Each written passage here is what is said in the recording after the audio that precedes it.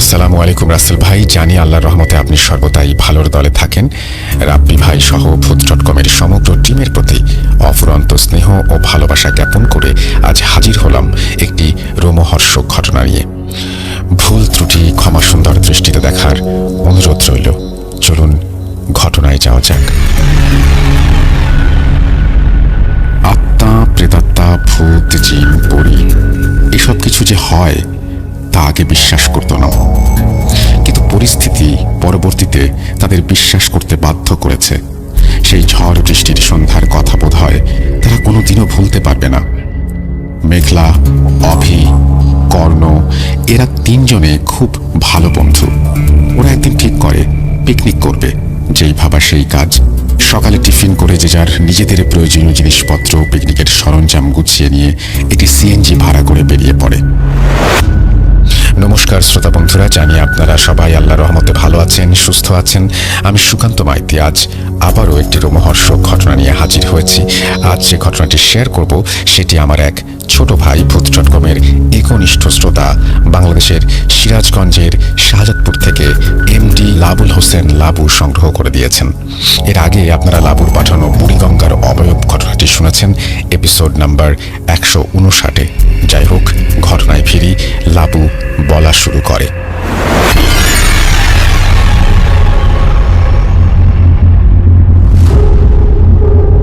সালটা 2021 অক্টোবর মাস।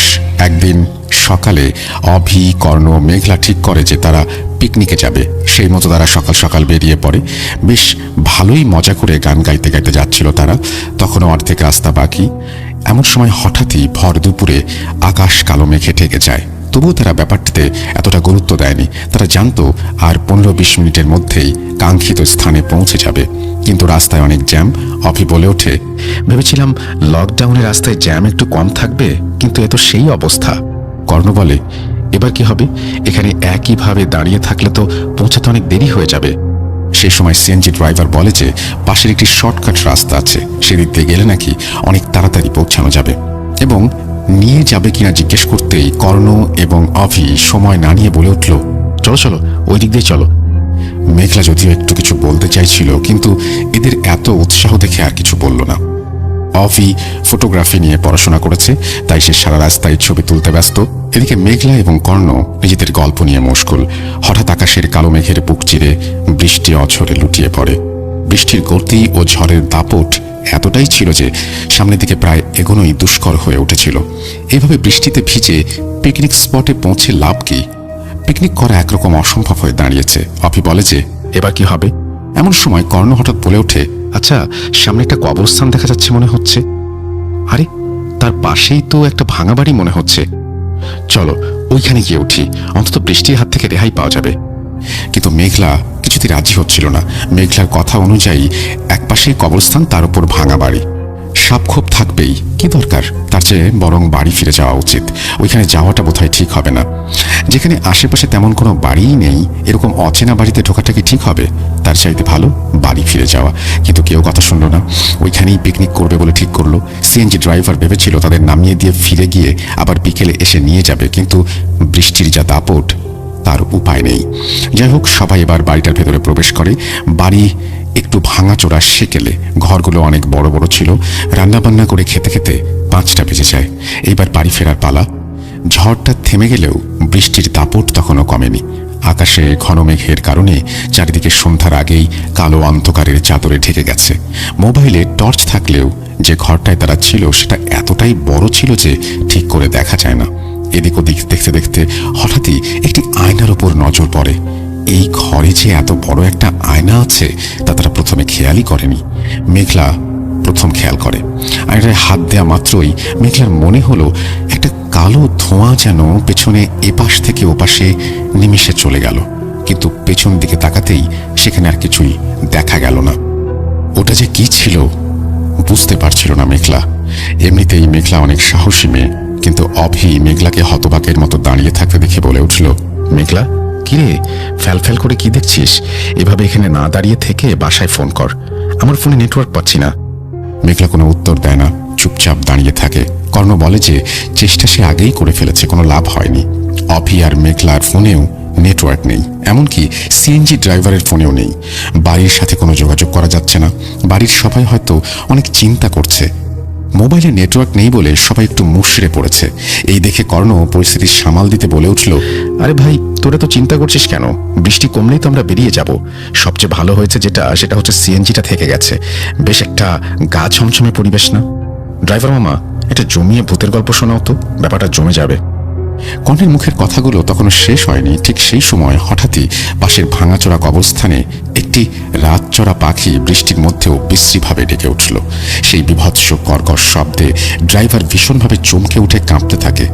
অভি মেঘলা ভয় পাবে নাকি অবাক হবে কিছুই বুঝতে পারছিল না। ড্রাইভারকে আশ্বস্ত করে তারা জিজ্ঞেস করলো, কি হয়েছে মামা, তুমি হঠাৎ তো ভয় পাচ্ছ কেন? আরে অনেক অজানা পাখি আছে যারা রাতে এরকম বিদঘুটে টাইপের ডাকে, ভয় পেও না। কোনো ঘটনা গল্প জানো? ড্রাইভার তখন একটু শান্ত হয়ে পাশে পানির বোতল থেকে কয়েক ঢোক পানি খেয়ে বলতে শুরু করলো, আপনারা কখনো আদমখোরের নাম শুনেছেন?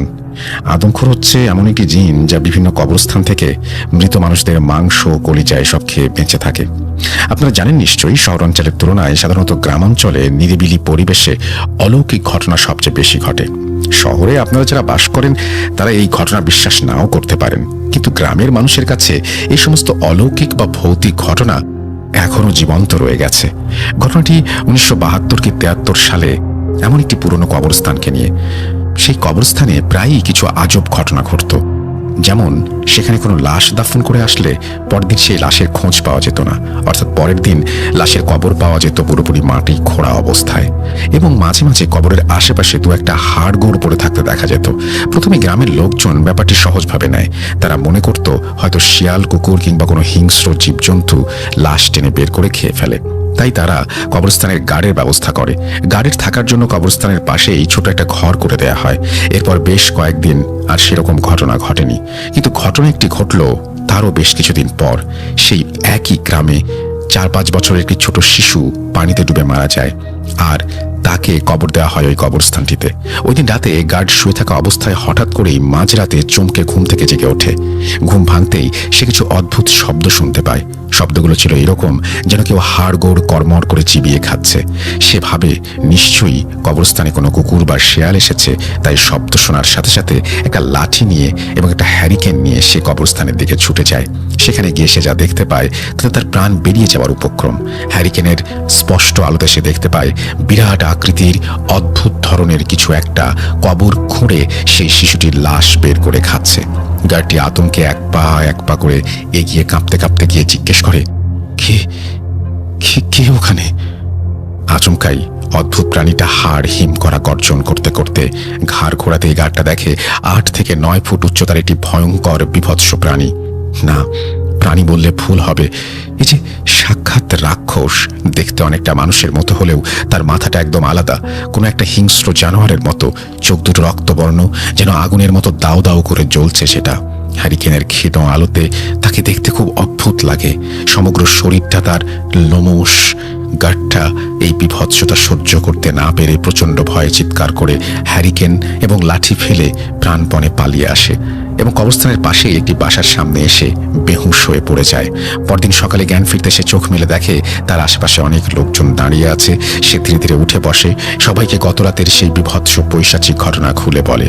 এরপর তাকে তার বাড়িতে পৌঁছে দেওয়া হয়। কিছুদিন পর হঠাৎ সেই গার্ডের প্রচণ্ড জ্বর আসে এবং আস্তে আস্তে সে দুর্বল হয়ে পড়ে ও একটা সময় মারা যায়। তার দেহই শেষবারের মতো সেই কবরস্থানে দাফন করা হয়। তারপর থেকে কবরস্থানটি স্থানীয় লোকজন মিলে বন্ধ করে দেয়। ঠিক তক্ষুনি তীক্ষ্ণ একটা শব্দে সবাই চমকে ঘরের ভেতরে তাকায়। মনে হয় কেউ ওখানে আছে। কর্ণ বলে ওঠে, হয়তো মনে হয় ওদের মতো বৃষ্টি থেকেও আশ্রয় নিতে এসছে। সবাই বলে উঠল যে একবার দিয়ে দেখা উচিত। যেই ভাবা সেই কাজ। তারা ঘরটার দিকে ধীরে ধীরে এগুলো, কিন্তু সেখানে পৌঁছে দেখে কেউ নেই। ধুলো ঝুলে ভর্তি ঘর, একটা চেয়ার ছাড়া কিছুই নেই। অভি বিস্ময়ে বলে, এর মানেটা কি? শব্দটা তো এই রুম থেকে আসলো। মেঘলা এতক্ষণে তার পেছনে চলে যাওয়া সেই কালো ধোঁয়ার কথাটা বলে। কর্ণ সঙ্গে সঙ্গে বলে ওঠে, দেখ মেঘলা, আমরা এমনিতেই অনেক ভয়ের মধ্যে আছি, এইসব বলে আর ভয় দেখাস না বলে দিচ্ছি। মেঘলা বলে ওঠে যে এই কারণে সে বলেছিল এখানে না আসতে। ঠিক সেই মুহূর্তে আচমকা একটা বিড়ালের কান্নার আওয়াজ ভেসে আসে। ওরা সেদিকে তেমন একটা মন দেয় না, কিন্তু আওয়াজটা এত বেশি ছিল যে আর সহ্য করা যাচ্ছিল না। তারা বিড়ালটিকে প্রতিটা ঘরে খুঁজতে থাকলো। ড্রাইভার খুঁজতে খুঁজতে সেই আয়নাটার সামনে গিয়ে ভালোভাবে দেখতেই আচমকাই কাঁধে কারো হাতের স্পর্শ অনুভব করলো। হাতটা খুব খসখসে ছিল। পেছন ফিরতেই কাউকে দেখতে পায় না ড্রাইভার। সঙ্গে সঙ্গে ভয়ার্ত কণ্ঠে সে বলে উঠল, এটা কি হলো? মনে হলো কি আমার কাঁধে হাত রেখেছে, কিন্তু কে সে? এই বলে ভূত ভূত বলে চিৎকার করতে থাকে। ড্রাইভারের চিৎকারে ওরা চমকে ওঠে। অভি বলে, ভূত? কি বলছো এসব? কোথায় ভূত? হ্যাঁ, সত্যি কেউ একজন আমার কাঁধে হাত রাখলো, অথচ আমি তাকাতেই দেখে কেউ নেই। আমি এখানে থাকবো না, আমি চললাম। এই বৃষ্টির ভেতরেই আমি যাব, হোক আমার সিএনজি খারাপ, তবু এক মুহূর্ত আমি এখানে থাকবো না। সবাই বিস্ময় বলে ওঠে, সে কি? এসব কি বলছো? তুমি চলে গেলে আমরা কিভাবে যাব? তুমি যেও না এভাবে। না, আমি আর এক মুহূর্তের জন্য এখানে থাকবো না। এই বলে ড্রাইভার বৃষ্টির মধ্যেই চলে গেল। ঝড় না হলেও বৃষ্টির দাপট তখনও কমেনি, সাথে মেঘের গর্জন। কর্ণ মোবাইলে দেখল 8:45 বাজে। হঠাৎই মেঘলা চিৎকার করে বলে উঠল, এ কি? ওই দেখ, ওইখানে কি এটা? কাছের জানালার অপর দিকে কেউ একজন দাঁড়িয়ে আছে। ছায়াটা ভালোভাবে বোঝা যাচ্ছে। কর্ণ আর অফিসে দেখতে যেতেই অদৃশ্য হয়ে যায়। মেঘলা জানায় যে সে এখানে থাকবে না। কর্ণ বলে, এই বৃষ্টিতে কোথায় যাব আমরা? তার চেয়ে বরং বৃষ্টিটা একটু কমলে নেটওয়ার্ক পাওয়া যাবে, তখন বাড়িতে কল দিয়ে কিছু একটা ব্যবস্থা করা যাবে। এমন সময় দেখা গেল হঠাৎই সেই ছায়া মূর্তিটা এপাশ থেকে ওপাশে সরে যায়। কিন্তু ছায়া মূর্তিটা আসছে কোত্থেকে? কারোর কাছে উত্তর ছিল না। তখনই শোনা গেল কে যেন সিঁড়ি দিয়ে নামছে। ততক্ষণ পর্যন্ত কর্ণ অভি তেমন ভয় পায়নি, কিন্তু ওদের চোখে মুখে ভয়ের ছাপ। সিঁড়ির ওপরে কেউ নেই তো, এমনকি এই বাড়িতে এই মুহূর্তে তারা 3 জন ছাড়া আর কেউ আছে বলে মনে হচ্ছে না। তাহলে আওয়াজগুলো আসছে কোত্থেকে? বৃষ্টি আস্তে আস্তে কমছে, আকাশ পরিষ্কার হচ্ছে। হঠাৎ শোনা গেল একটা শব্দ। কোনার ঘরটার দরজা ধীরে ধীরে খুলছে আর বন্ধ হচ্ছে। মেঘলা কাঁপা কাঁপা কণ্ঠে বলে, কি হচ্ছে এটা?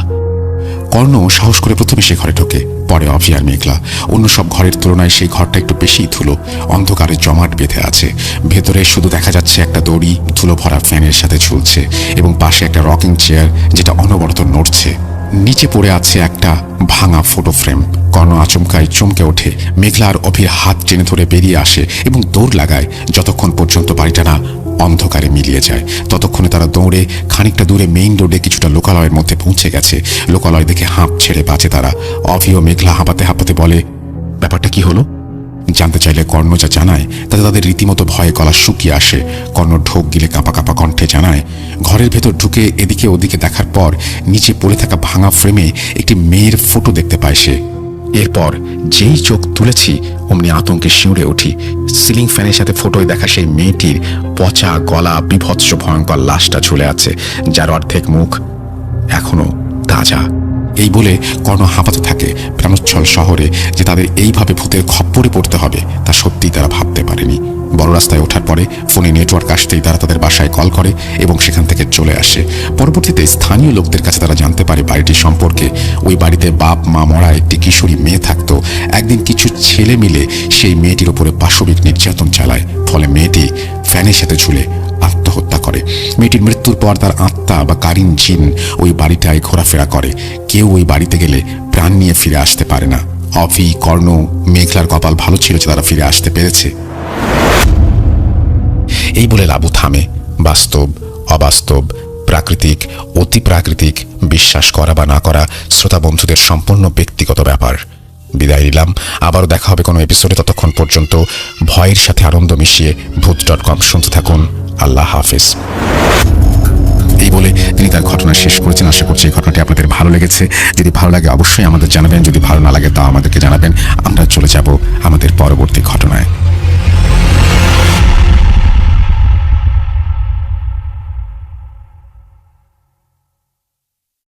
আমরা চলে যাব আমাদের ঘটনায়। যেভাবে লেখা আছে আমি সেভাবেই শুরু করতে চাই। এই ঘটনাটি পড়ে শোনানো হোক, লিখেছেন তাই। আসসালামু আলাইকুম রাসেল ভাই, জানি আপনি সবসময় ভালো দলে, তাই জিজ্ঞেস করলাম না। আমি AIUB-তে কম্পিউটার সায়েন্স অ্যান্ড ইঞ্জিনিয়ারিংয়ের উপরে গ্র্যাজুয়েশন করছি। সঙ্গত কারণে আমি আমার নাম ঠিকানা প্রকাশ করতে অনিচ্ছুক। আজ আমি যে ঘটনাগুলো শেয়ার করব তার কিছুটা আমার নিজের সাথে ঘটা, আর কিছুটা ঘটেছে আমার আপুর সাথে। যাই হোক, ঘটনা প্রবাহে অতীত থেকেই আস্তে আস্তে বর্তমানের দিকে যাচ্ছি।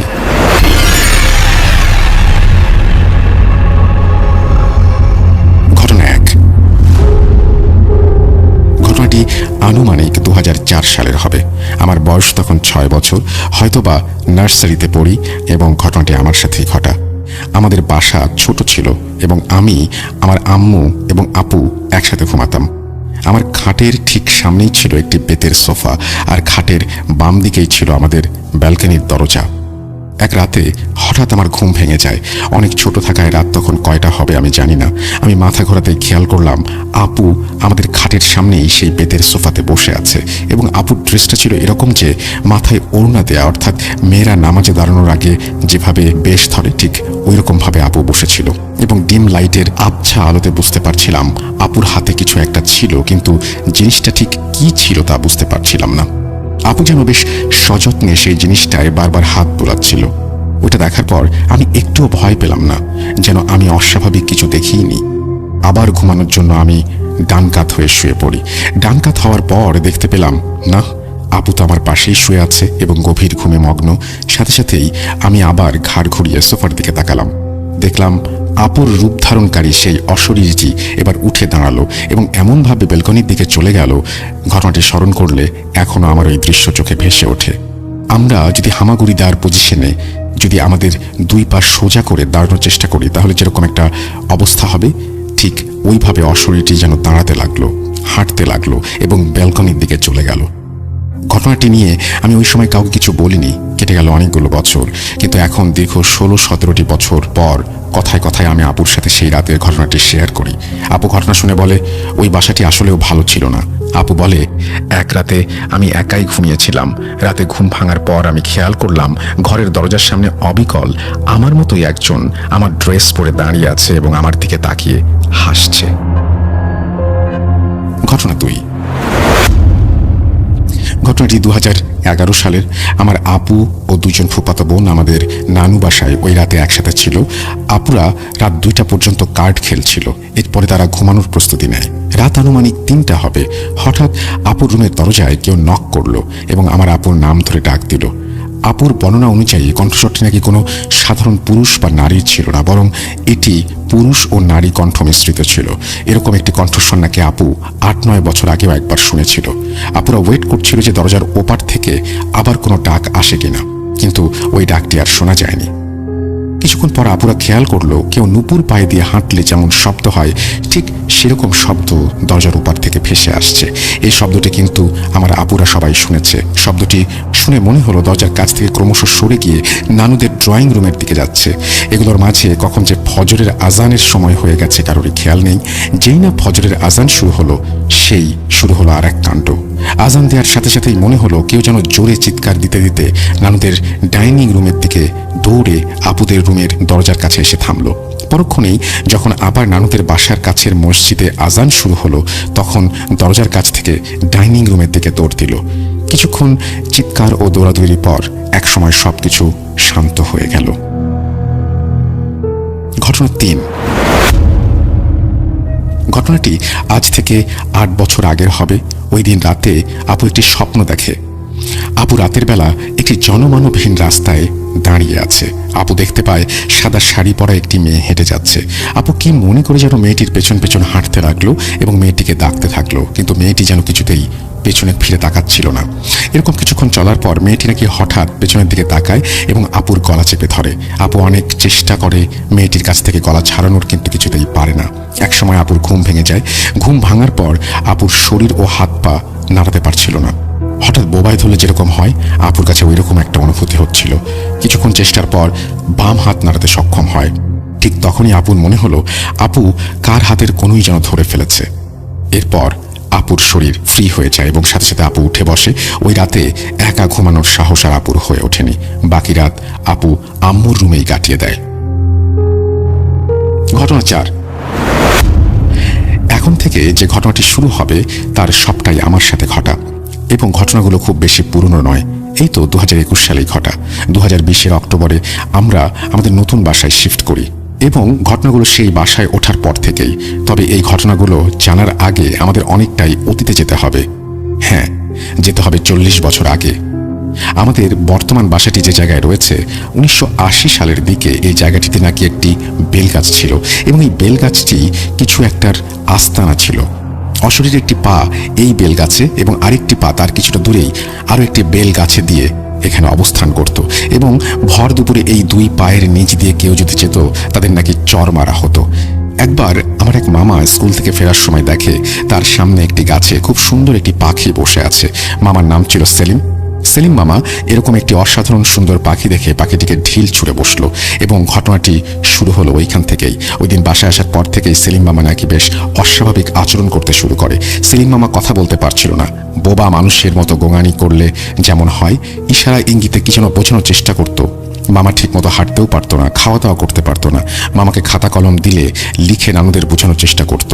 মামার লেখাগুলো এরকম ছিল যে ওই যে আমাকে টেনে নিয়ে যাচ্ছে, আমাকে আমাকে বাঁশের চাটাইয়ের উপরে রাখা হচ্ছে, এখনই বুঝি আমাকে কবর দেয়া হবে। মাস দেড়েক মামা এরকম অস্বাভাবিক ছিল। পরে আমার আম্মুর নানা শরীয়তপুরের লংশিং থেকে একজন হুজুরকে ডেকে নিয়ে আসে।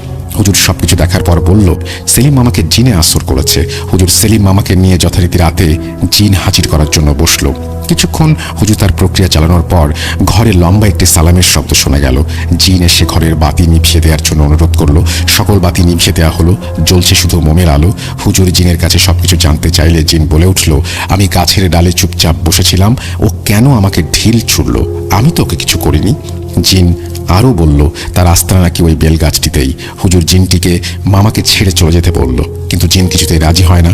অবশেষে হুজুর একটি মাটির ঘটাতে কৌশলে জিনটিকে বন্দি করে ফেলল। এরপর হুজুর ওই ঘটাটিকে মাটির নিচে পুঁতে রাখল এবং ঠিক এটি সেই জায়গা বর্তমানে আমাদের বাসাটি যেখানে। আমার ধারণা মতে এই বিল্ডিংয়ের কনস্ট্রাকশনের সময় হয়তোবা এই ঘটাটি ভেঙে গেছে। ঘটনা 5। এখন ফিরে আসা যাক আবার সেই 2021 সালে। নতুন বাসায় ওঠার পর তেমন কোনো অসুবিধা ছিল না। অসুবিধা শুরু হয় 3-4 মাস থেকে। এক রাতের ঘটনা, রাত 3টা হবে। আমার ঘুম ভাঙার পর ওয়াশরুমে গেলাম। নতুন বাসায় ওঠার পর কিছু সময় পর্যন্ত আমি আমার রুমের দরজা বন্ধ করে ঘুমাতাম। ওয়াশরুম থেকে ফিরে আসার পর আমি যথারীতি রুমের দরজা লাগিয়ে দিলাম। আমি যেই না দরজা লাগালাম কে যেন সজোরে দরজায় লাথি মেরে দরজাটি খুলে দিল, যেন দরজাটি ভেঙেই ফেলবে। আর অমনি মনে হলো গরম একটা বাতাস যেন আমাকে পাস করে চলে গেল। ঘটনাটি যেন 3-4 সেকেন্ডের ভেতরেই ঘটে গেল। আমি লজিক দিয়ে ঘটনাটিকে একটু স্বাভাবিকভাবে নেওয়ার চেষ্টা করলাম। ভাবলাম হয়তোবা লকটি ঠিক মতো লাগেনি, তাই স্লিপ খেয়েছে। কিন্তু এই লজিক দিয়েও মনটাকে বোঝাতে পারছিলাম না, কারণ লক স্লিপ খেলেও এত জোরে শব্দ হওয়ার কথা ছিল না। ঘটনা 6। আরও এক রাতের ঘটনা। ওই দিনও রাত 3টার সময়। ঘটনা শুরু হওয়ার পরে জানি না কেন যেন রাত 3টায় জেগে যাওয়া যেন আমাদের জন্য একটি সাধারণ ব্যাপার হয়ে উঠল। তাই রাত জাগলেই ঘড়ি দেখতাম। আমার খাটটি আমার রুমের একদম জানালা ঘেঁষেই ছিল। রাতে জাগার পর মনে হলো আমার জানালার গ্লাসে কেউ আঁচড় কাটছে। আমাদের নখের জায়গায় যদি সূঁচ লাগিয়ে দিয়ে কেউ গ্লাসে আঁচড় কাটে যেমনটা হবে, ঠিক সেই রকম একটা শব্দ পাচ্ছি। আর আমার পর্দা সরানোর সাহস করলাম না। কিছুক্ষণ পর আঁচড়ের শব্দ থেমে গেলে আবার চুপচাপ শুয়ে পড়লাম। ঘটনা 7। আম্মু একবার 3 দিনের জন্য হাসপাতালে ছিল। আমাকে বাসাতে একাই থাকতে হয়েছিল।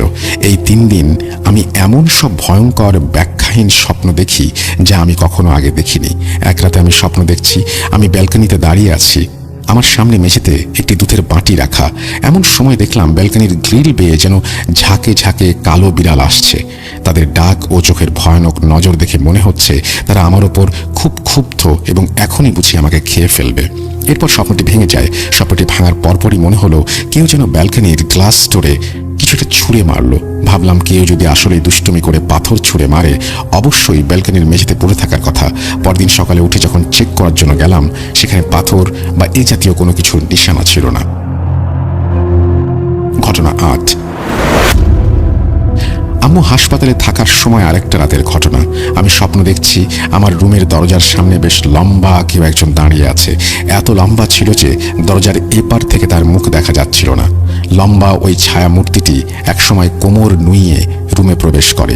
আমি ঘুমন্ত অবস্থায় ছিলাম এবং ছায়া মূর্তিটি আমার শরীরে ঝাঁকুনি দিয়ে আমাকে ডাকতে শুরু করে। একসময় আমাকে ওই বলে ধমক দিয়ে জোরে জোরে ঝাঁকুনি দেয় এবং সাথে সাথে আমার ঘুম ভেঙে যায়।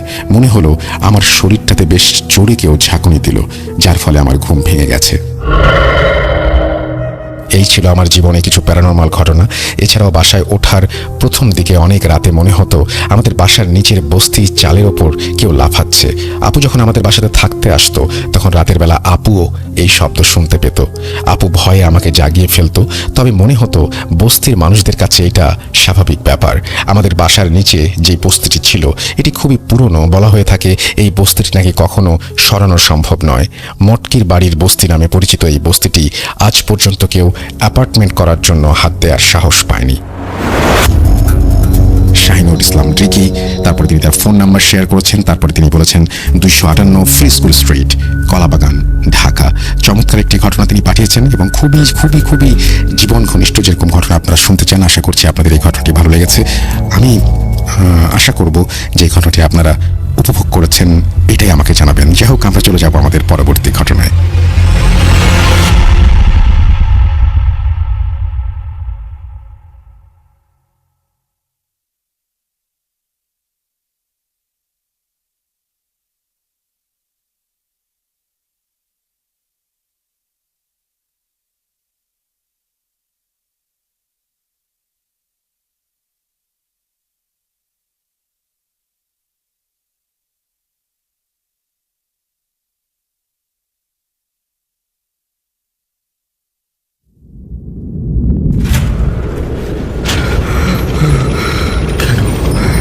কেন তুমি আসো?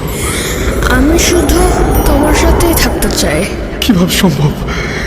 মৃতদের এই পৃথিবীতে থাকতে নেই। তুমি তুমি চলে যাও, চলে যাও, প্লিজ চলে যাও। সবটাই কি ইলুশন, নাকি অন্য জগতের কেউ কখনো হাজির হয়ে যায় চোখের পলকে? ভূত.com with রাসেল। Welcome back. আরও একবার আপনাদের সবাইকে স্বাগত জানাচ্ছি। আমি রাসেল। আশা করছি আপনারা সবাই ভালো আছেন আর ভালোর দলে আছেন। আমিও ভালো আছি এবং ভালোর দলে আছি আলহামদুলিল্লাহ।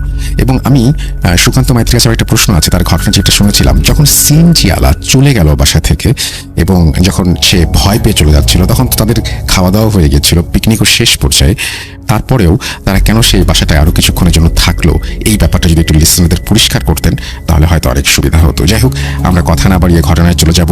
যেভাবে লেখা আছে আমি সেভাবেই শুরু করছি। আসসালামু আলাইকুম রাসেল ভাই, আশা করি ভালো আছেন, কারণ সবসময় শুনি আপনি ভালোর দলেই থাকেন। আমি সজীব আহমেদ, বাসা নেত্রকোনা জেলার লক্ষ্মীপুর গ্রামে। আমি বর্তমানে নেত্রকোনা সরকারি কলেজে গণিত বিভাগের একজন ছাত্র। আমি বরাবরই আপনার ভূত এফএমের জন্য অপেক্ষা করে থাকি, তবে বেশিরভাগ সময় মিস হয়ে যায় এবং ডাউনলোড করে ভূত এফএম এখনও শুনি, কারণ ভূত এফএম নিয়মিত না শুনলে ঘুম আসতে চায় না। বেশি কথা না বলে আমি ঘটনায় চলে যাই। কিভাবে শুরু করব বুঝতে পারছি না, তারপরেও যেভাবে ফিল হচ্ছে সেভাবেই বলছি। ঘটনাটা আমার ফ্যামিলির সাথেই ঘটা এই ঘটনা।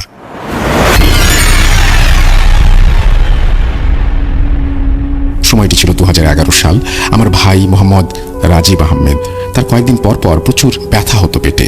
এমন ব্যথা উঠতো যে আমার ভাইয়ের চোখ উল্টে দম চলে যাওয়ার মতো অবস্থা হতো।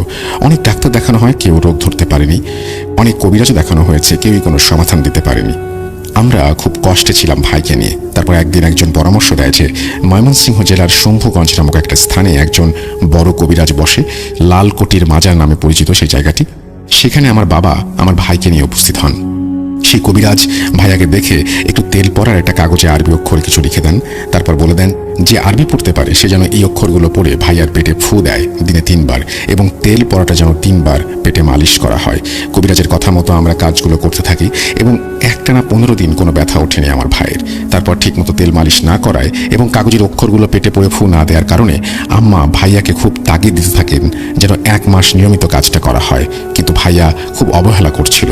তখন 20তম দিনে আমার মা রাগে ওই কবিরাজের দেয়া কাগজটা ছিঁড়ে ফেলেন। তারপর থেকে শুরু হয় ঘটনা। রাত 12টা, ঝিরঝির করে হালকা বৃষ্টি হচ্ছিল। অন্ধকার রাত। আমার মা ঘুম থেকে উঠে বাইরে গিয়েছিল মাটির চুলা ঢেকে আসার জন্য, যাতে বৃষ্টিতে ভিজে না যায়। আমাদের ঘরের সাইডেই ছিল বিশাল লম্বা এক নারকেল গাছ। তারপর ঘটনাটা আমার মায়ের মুখ থেকেই বলছি।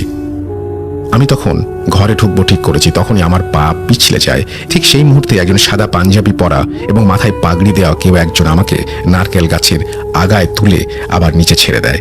তার কিছুক্ষণ পর আমার আর কিছু মনে নেই। যখন জ্ঞান আসে তখন দেখি আমি নারকেল গাছের নিচে পড়ে আছি এবং আমি কোনোভাবেই কোমর নাড়াতে পারছি না।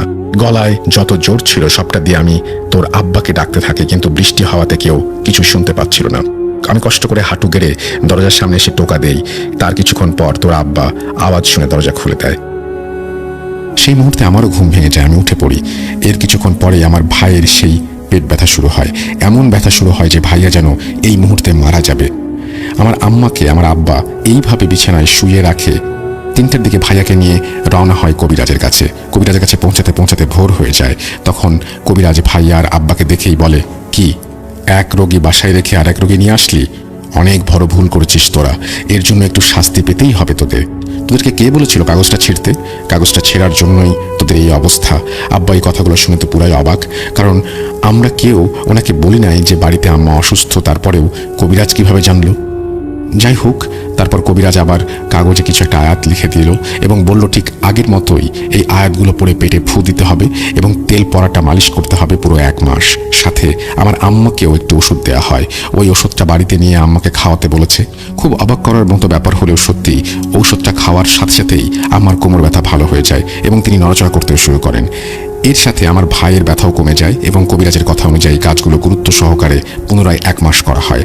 তারপর থেকে ভাইয়ার আর কখনো ব্যথা ওঠেনি। আল্লাহর রহমতে ভাইয়া ভালো আছে। 2022 সালের 29 সেপ্টেম্বর এখন আমার ভাই একটা এনজিও প্রতিষ্ঠানে চাকরি করছেন এবং আমাদের ফ্যামিলি খুব ভালোভাবে আছে।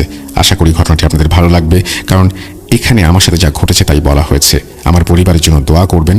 আমার ঠিকানা Netrokona Sadar, Madanpur, Dopla, Rampur, Laxmipur. Thank you so much আপনার ঘটনার জন্য। আশা করছি এই ঘটনাটি আপনাদেরও ভালো লেগেছে। যদি ভালো লাগে অবশ্যই আমাদের জানাবেন, যদি ভালো না লাগে তাহলেও আমাদের জানাবেন। আমরা চলে যাব আমাদের পরবর্তী ঘটনায়।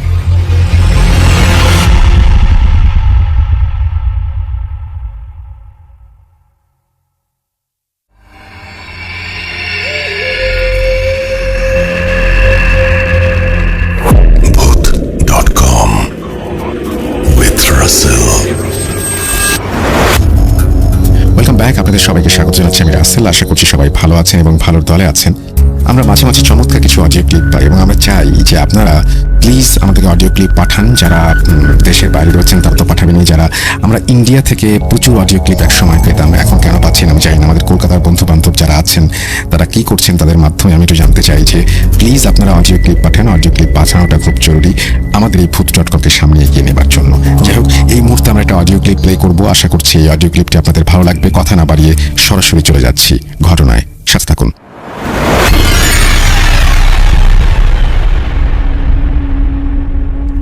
আসসালামু আলাইকুম রাসেল ভাই, আশা করি আপনি ভালো আছেন। আমার নাম ফারদিন পারভেজ ঐতিহ্য। আমার বাসা খুলনাতে হয়। আমি স্টুডিওতে এসে ঘটনাটি শেয়ার করতে পারছি না, তাই ঘটনাটি অডিও ক্লিপ পাঠিয়ে দিলাম। তো সরাসরি আমি আমার ঘটনায় চলে যাই। ঘটনাটি আমার এক চাচার কাছ থেকে শুনি। আমি তার ভাষায় ঘটনাটি তুলে ধরার চেষ্টা করছি।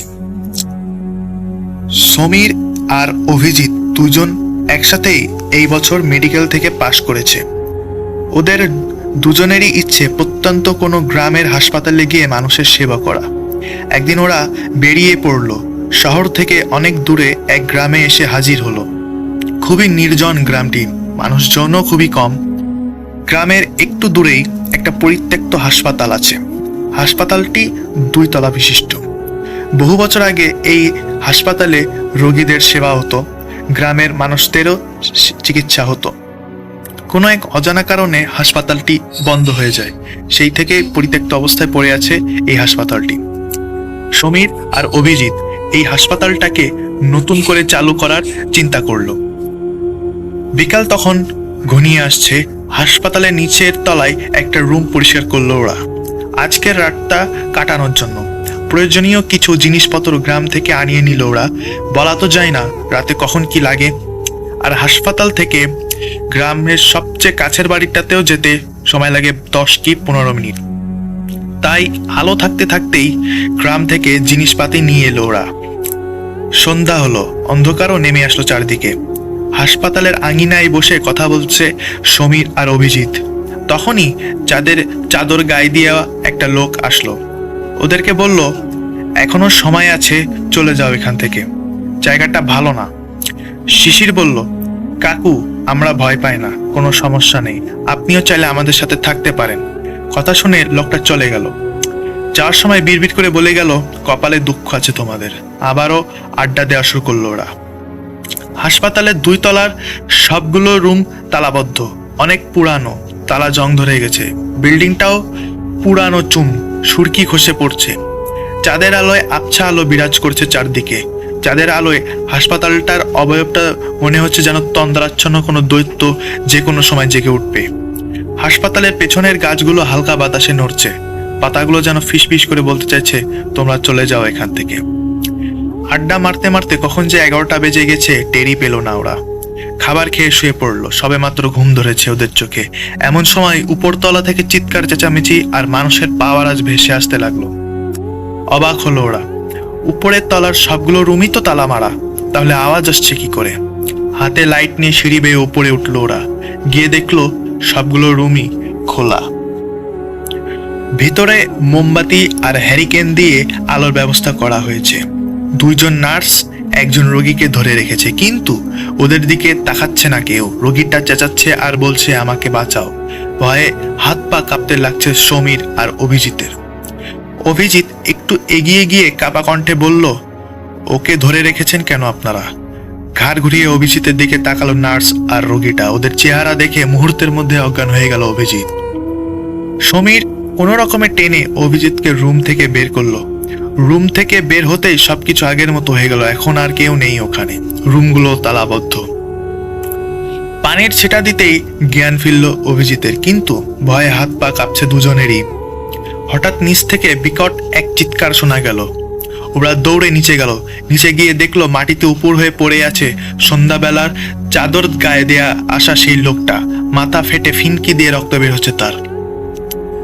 সমীর অভিজিৎকে বলল, তাড়াতাড়ি যে ব্যাগ থেকে ব্যান্ডেজ নিয়ে আয়, অনেক রক্ত বের হচ্ছে।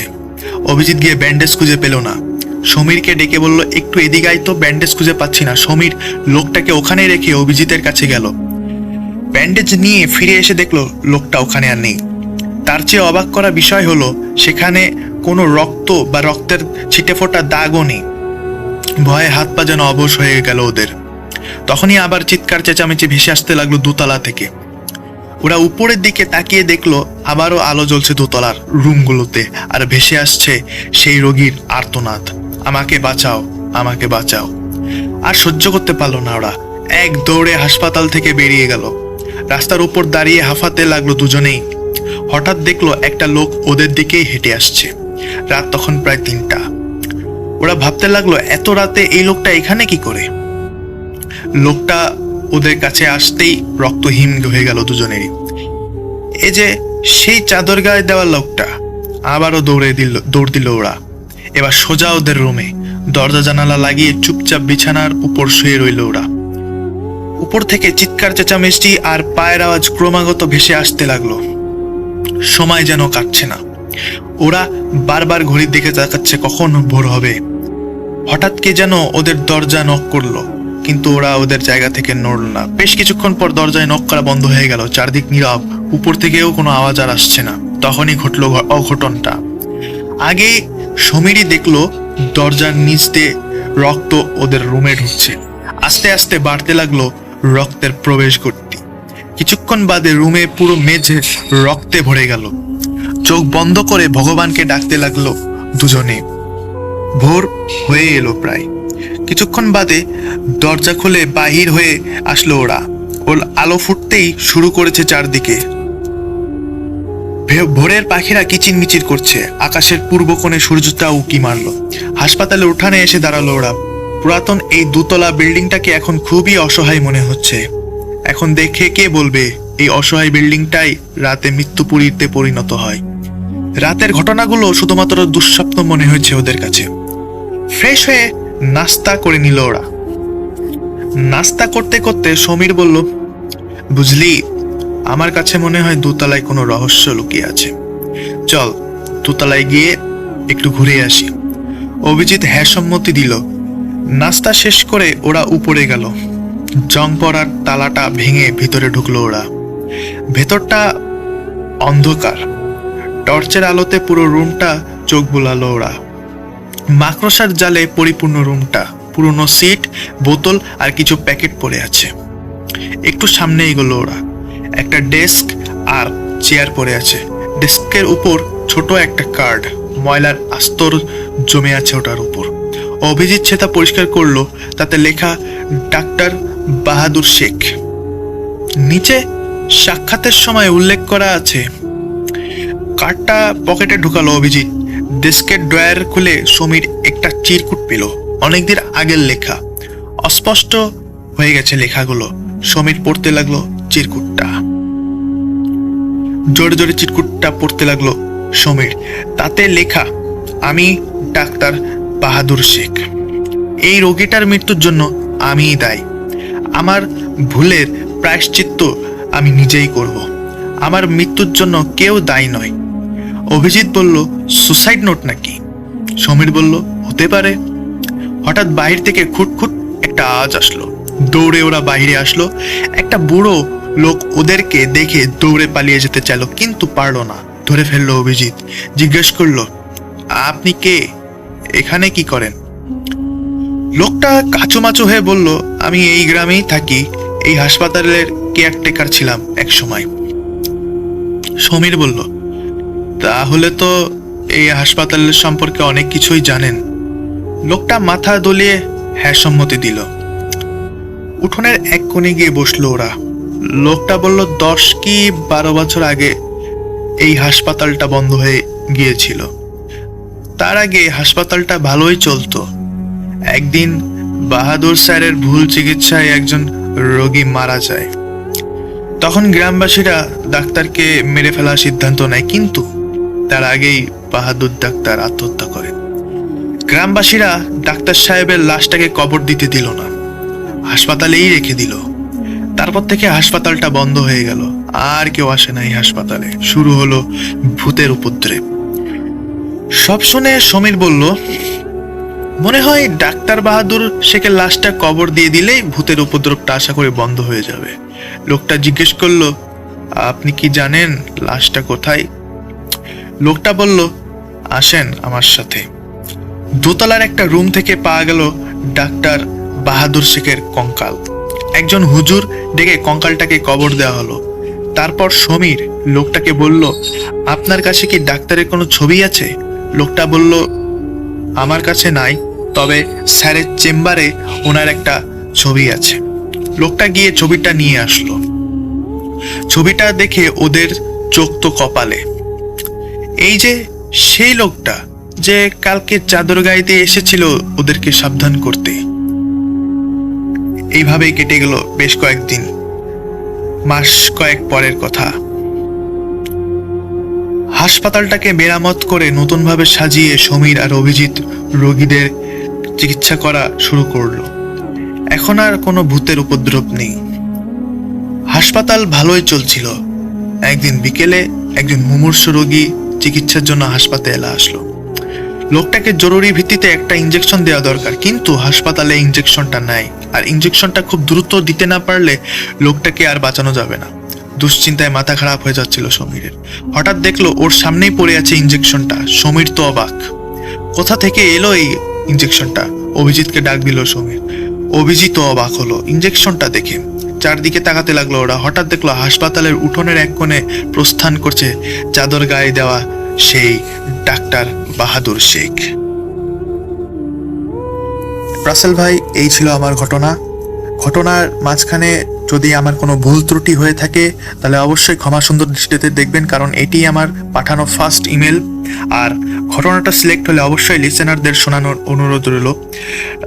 আর ঘটনাটা যদি সিলেক্ট হয় তাহলে অবশ্যই আমাকে একটু জানাবেন। আপনি ভালো থাকবেন, সুস্থ থাকবেন এই কামনা করে এখানেই আমার অডিও ক্লিপের ইতি টানছি। আসসালামু আলাইকুম।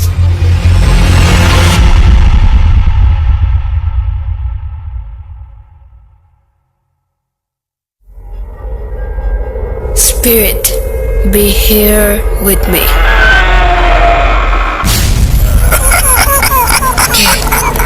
কে তুমি? Bhoot.com. The fear returns with Russell.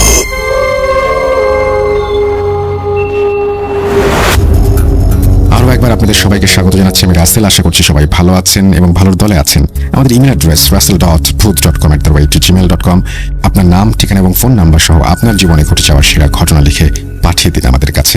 বছরের একদম শেষ মুহূর্তে দাঁড়িয়ে আছি আমরা, আর একটি সপ্তাহের কিছু বেশি সময় পরে নতুন একটা বছর শুরু হবে এবং আমরা বছরের শেষ এপিসোডটিও চমৎকারভাবে করতে চাই এবং প্রথম এপিসোডটিও আপনাদের ঘটনা চাই, ঘটনা পাঠান আপনারা। সাথে থাকুন, আমাদের আরো অনেকটা পথ হাঁটতে চাই একসাথে। চলে যাব পরবর্তী ঘটনায়। হ্যালো, আসসালামু আলাইকুম রাসেল ভাই। আশা করি আপনি ভালো আছেন এবং সবসময় ভালোর দলেই থাকেন, তাই আর জিজ্ঞেস করলাম না কেমন আছেন। আর আমার নাম জীবন, আমি দুবাই থাকি।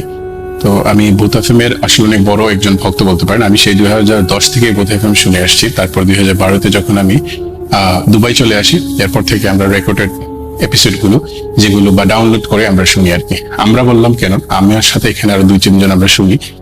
আর আমরা যখনই শুনি তখনই হয়তো পাশে অন্য কোনো দেশে যদি কেউ থাকে তো সে তো বুঝে না, বাট যা মাসুম ভাইয়ের মিউজিক, যেটা আমি অবশ্যই বলবো যে মাসুম ভাইয়ের যে সাউন্ড সিস্টেমটা যেটা মাসুম ভাই প্লে করে, সেটা আসলে অসাধারণ। এবং এটার মাধ্যমে আসলে আমি অনেকগুলো ঘটনাও পেয়েছি যেগুলো আমি হয়তো পরে শেয়ার করবো। আজকে আমি আমার সাথে ঘটে যাওয়া একটি ঘটনা শেয়ার করছি, যেটাই হয়তো একটু স্বপ্ন নিয়ে।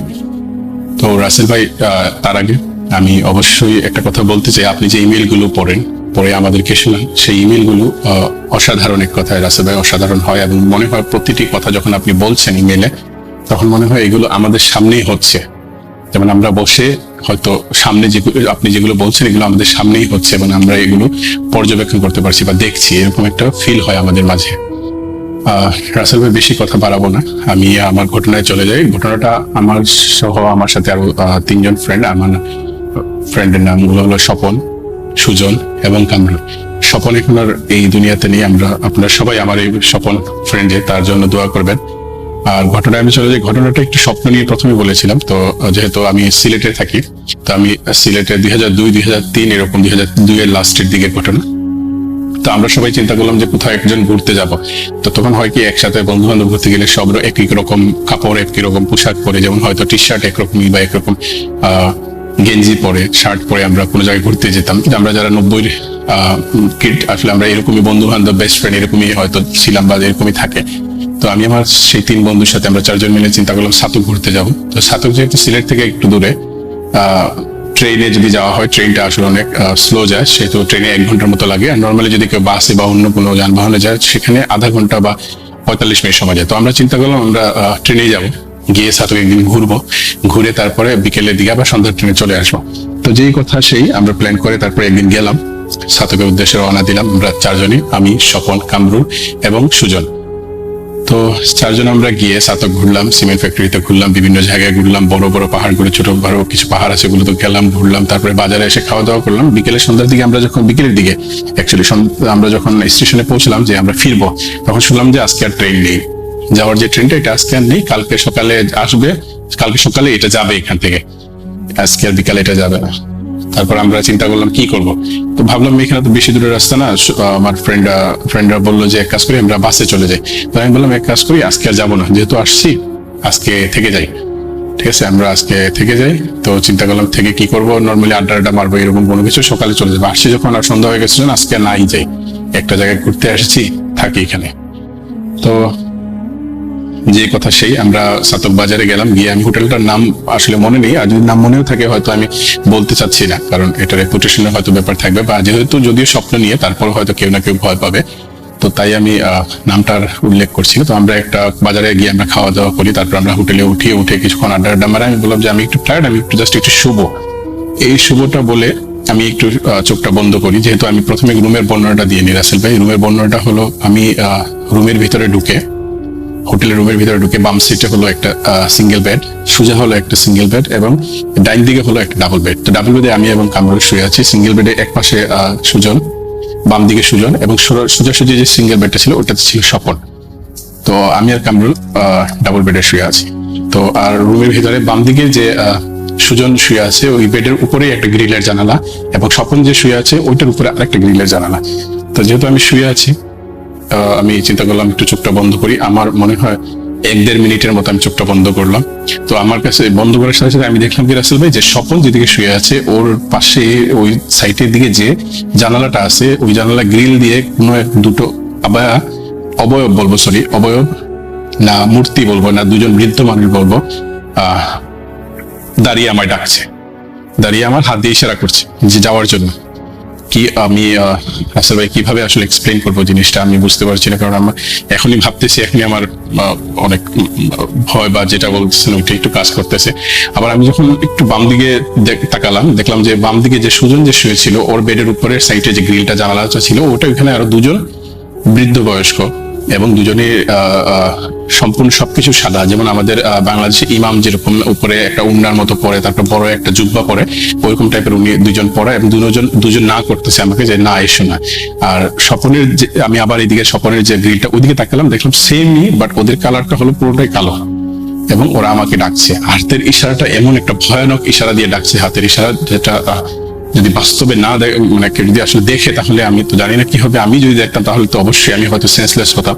তো যেহেতু এটা স্বপ্নের মধ্যে, আমি থপ করে চিৎকার করে আমি উঠে গেলাম। উঠে যাওয়ার পরে ওরা আমাকে জিজ্ঞেস করতে চাই কি হয়েছে, আমি না নর্মালি একটু শুয়েছি, তো একটু হয়তো দুঃস্বপ্ন দেখছি। তুই মাত্র শুলি, মাত্র দুঃস্বপ্ন। আমি না আচ্ছা ঠিক আছে, বুঝতেছি না, তোরা শো, তোরা ঘুমো, লাইট টাইট বন্ধ করে দিস না, আমি লাইট জ্বালানো থাক, আমি শুভ না, আমি আসি বসে আছি। তারপর সত্যি কথা আমি আর শুই নাই, আর শুয়েও ছিলাম যখন আমি ঘুমাইনি পুরো রাতে, আমি না ঘুমিয়ে আমি তাকে, কারণ আমি এত ভয় পেয়েছিলাম ওখানে ভিতরে যে আমি হয়তো আবার চোখটা বন্ধ করলে আবার ওই দুইটা কালো মূর্তিকে দেখতে পারবো, যেগুলো আমাকে হাতের ইশারায় অনেক স্লোলি ডাকছে। তো রাসেল ভাই, যদিও এটা একটা স্বপ্নের মতো, বাট একটু চিন্তা করে আমি লিসেনারদেরকে বলবো বা যারা শুনছেন তাদেরকে বলবো, আপনি একটু চিন্তা করুন, একটু ভাবুন, আপনি জাস্ট চোখটা বন্ধ করে একটু অনুভব করুন আপনার সামনে, আপনার রুমে যে জানালাটা আছে ওই রুমের জানালায় কোনো দুইটা অবয়ব বা দুইটা কালো মূর্তি, যেটাই আপনি বলেন না, বা দুইটা বৃদ্ধ মানুষ যেগুলো জুব্বা টাকার পরা আপনাকে ইশারা দিয়ে, হাতের ইশারা দিয়ে অনেক স্লোলি ভাবে ডাকছে এবং আপনাকে লাইক হালকা সাউন্ড হয়তো শোনা যাচ্ছে যে আয় আয় তুই আয়, এরকম। আবার অন্যদিকে হয়তো যদি দেখে সাদা দুইটা অবয়ব আপনাকে বলছে না আসিস না, না আইস না, এরকম টাইপের। তো যখনই কালোগুলো দেখবেন আপনি, আপনার আমি জানি না আপনার হৃৎপিণ্ডটা কেমন করবে, বাট আমি বলছি এখন আমার অনেক এখনই ভয় লাগছে। যদিও একটু চিন্তা করেন বা লিসেনারদের বলবো, একটু হয়তো যদি আপনারা ফিল করেন যে এই মুহূর্তে আপনি যে বিছানায় শুয়ে আছেন, আপনি যে জায়গায় বসে আছেন, যদি ওই রুমটা কোনো জানালা থাকে এবং ওই জানালা দিয়ে যদি আপনি একটু ভাবেন যে কেউ আপনাকে এভাবে ডাকছে, যে কালো মূর্তি দুটি, তাহলে কেমন ফিল হবে। আর রাসেল ভাই, আমার গল্পটা এখানেই শেষ। অ্যাকচুয়ালি গল্প বলবো না, নিজের সাথে অভিজ্ঞতা, ওই স্বপ্নে নিয়ে যেটা বলেছিল এটা বললাম। আর আমার আরো কিছু ঘটনা আছে, কারণ আমি প্রথমে বলেছিলাম আপনাকে যে আমরা বলতে 2-3 জন মিলে বসে শুনি, তখন অন্য ভাষাভাষী যারা থাকে তারা মাসুম ভাই মিউজিক শুনে আমাদেরকে জিজ্ঞেস করে, বলে কি শুনছো? আমরা তখন বলি যে একটা ভৌতিক একটা FM এ আমাদের ভৌতিক স্টোরি গুলো অনেকে পাঠায়, সেগুলো প্রচার করা হয়, সেগুলি আমরা শুনি। তো ওরা বলে এটা তো অনেক স্কেয়ার মিউজিক, কি হয় ঘটনাটা ট্রান্সলেট করা, এবং আমাদেরও কিছু ঘটনা আছে তোমাদেরকে বলবো। তো আমার কাছে এরকম অনেক ধরনের ঘটনা আছে, সরি। তো ওই ঘটনাগুলো আমি কালেক্ট করে অবশ্যই পরের বার পাঠাবো। যদি সিলেক্ট হয় এটা, তাহলে আমাকে অবশ্যই জানাবেন। আর সত্যি কথা অনেকদিন আগে থেকেই চিন্তা করতেছিলাম পাঠাবো বা ভয়েস পাঠাবো, ইমেল পাঠাবো। সত্যি কথা হয়ে ওঠেনি সময়ের কারণে, বা হয়তো সুন্দর করে লিখতে পারবো কিনা বা সুন্দর করে বলতে পারবো কিনা, ওই চিন্তা করে কখনো লিখা বা ভয়েস পাঠানো হয়নি। কিন্তু আপনার পড়ার ইমেল গুলো শুনে শুনে এবং লিসেনারদের ভয়েস গুলো শুনে শুনে, যারা অ্যাকচুয়ালি স্টুডিওতে আসেন তাদের কথা শুনে শুনে লেখার, যেটা বলি লিখতে সাহস বা বলার সাহস হয়েছে। এটা আসলে আমি আমার ব্যক্তিগতভাবে বলছি, আমার হয়েছে, অন্যদের হয়েছে কিনা হবে কিনা জানি না, বাট আমি অনেক সাহস পেয়েছি ঘটনা পাঠানোর ক্ষেত্রে, যে যতটুকু পারি একটু সুন্দর করে বা গুছিয়ে, কতটুকু গুছাতে পেরেছি, কতটুকু সুন্দর করে বলতে পেরেছি জানি না। তো অবশ্যই আবার ধন্যবাদ জানাই ভূত টিমকে এবং ভূত.com এর সব টিম সবাইকে, এবং অবভিয়াসলি মাসুম ভাই এবং রাসেল ভাই, সরি আপনাদেরকেও, এবং লিসেনারদেরকে। কারণ লিসেনাররা না শুনলে বা আমরা যারা লিসেনাররা ঘটনা পাঠান, তারা হয়তো না পাঠালে ভূত FM এত বছর 13 বছর ধরে হয়তো চলতো না। তো ধন্যবাদ আবার আপনাকে রাসেল ভাই, মাসুম ভাই এবং ভূত.com এর সব লিসেনারদেরকে ধন্যবাদ জানাচ্ছি। এবং আমি আবারও বলছি, আমার বন্ধু স্বপনের জন্য সবাই দোয়া করবেন। আর এখন আমার বাংলাদেশে আমার ফ্রেন্ড সুজয় এবং কামরুল আছে, ইনশাআল্লাহ তারাও হয়তো শুনবে। আর ঘটনাটা যদি সিলেক্ট করে আসবে আমাকে জানাবেন। আরো কিছু ঘটনা আছে, ইনশাআল্লাহ আমি ওগুলো পাঠানোর চেষ্টা করব। আর ইনশাআল্লাহ আমার যেগুলো পাশের ভিন দেশের যারা পাকিস্তান, ইন্ডিয়া, কিছু নেপাল, ওদের ঘটনা আছে, ওদের ঘটনাগুলো আমি কালেক্ট করে আপনাকে পাঠাবো। কিছু ঘটনা আছে এবং আমার সত্যি কথা আমার নিজের খালা এবং মামার সাথে দুটা ঘটনা ঘটে গেছে, যেগুলো আমি ওই তো বললাম লিখবো করেও লেখা হয় না, ওগুলো ইনশাআল্লাহ পাঠানোর চেষ্টা করবো। দোয়া করবেন রাসেল ভাই আমাদের জন্য, এবং প্রবাসী সবার পক্ষ থেকে আপনাকে এবং সকল ভূত.com কে অসংখ্য ধন্যবাদ। দীর্ঘজীবী হোক ভূত.com এবং রাসেল ভাই। আল্লাহ হাফেজ, আসসালামু আলাইকুম।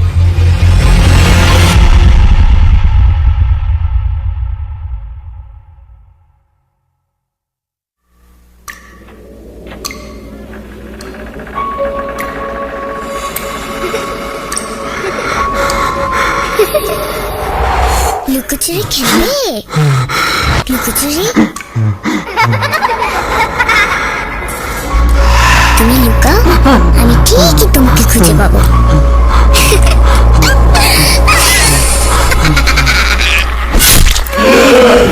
Voot.com with Russell.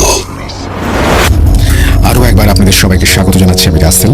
আশা করছি সবাই ভালো আছেন এবং ভালোর দলে আছেন। আজকে 22 তারিখ, মানে হচ্ছে একদম বছরের শেষ মুহূর্তে আমরা দাঁড়িয়ে। একটু আগেও বলছিলাম যে কথাটি, আমাদের সমস্ত চাওয়া পাওয়াগুলো কতটা পূরণ হয়েছে এই পুরোনো বছরে আমি জানি না, তবে পুরোনো বছরে প্রত্যেকটা বছরে কিছু কিছু মাইল ফলক আমরা অতিক্রম করি। হয়তো এই বছরেও সেই মাইল ফলকগুলো আমরা অতিক্রম করেছি, এবং আগামী বছরে আমরা কি কি মাইল ফলক অতিক্রম করব তা কিন্তু মনে মনে সাজিয়ে রাখা দরকার। আপনি 10টা আপনার উইশ করবেন, তার মধ্যে দেখবেন যে অ্যাটলিস্ট 3-4টা তো পূরণ হবে। সুতরাং আপনি যেটা চান আপনার জীবনে, সেটা মন থেকে চাইতে হবে এবং সেটার জন্য প্রাণপণে কাজ করে যেতে হবে। তাহলেই দেখবেন যে আপনি যা চাইছেন তা সত্যি হবে অবশ্যই, ইনশাআল্লাহ। আমরা চলে যাব আমাদের পরবর্তী ঘটনায়।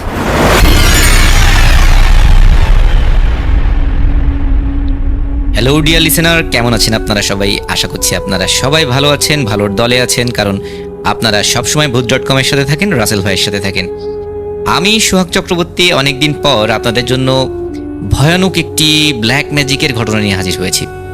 আসলে আপনারা বিভিন্ন সময়ে ব্ল্যাক ম্যাজিকের ঘটনা অনেক বেশি পছন্দ করেন, কিন্তু ব্ল্যাক ম্যাজিকের ঘটনা তেমন একটি পাচ্ছিলাম না অনেকদিন ধরেই, কিংবা যে ঘটনাগুলো পাচ্ছিলাম সেগুলো আমার কাছে অনেক ভালো লাগছিল না।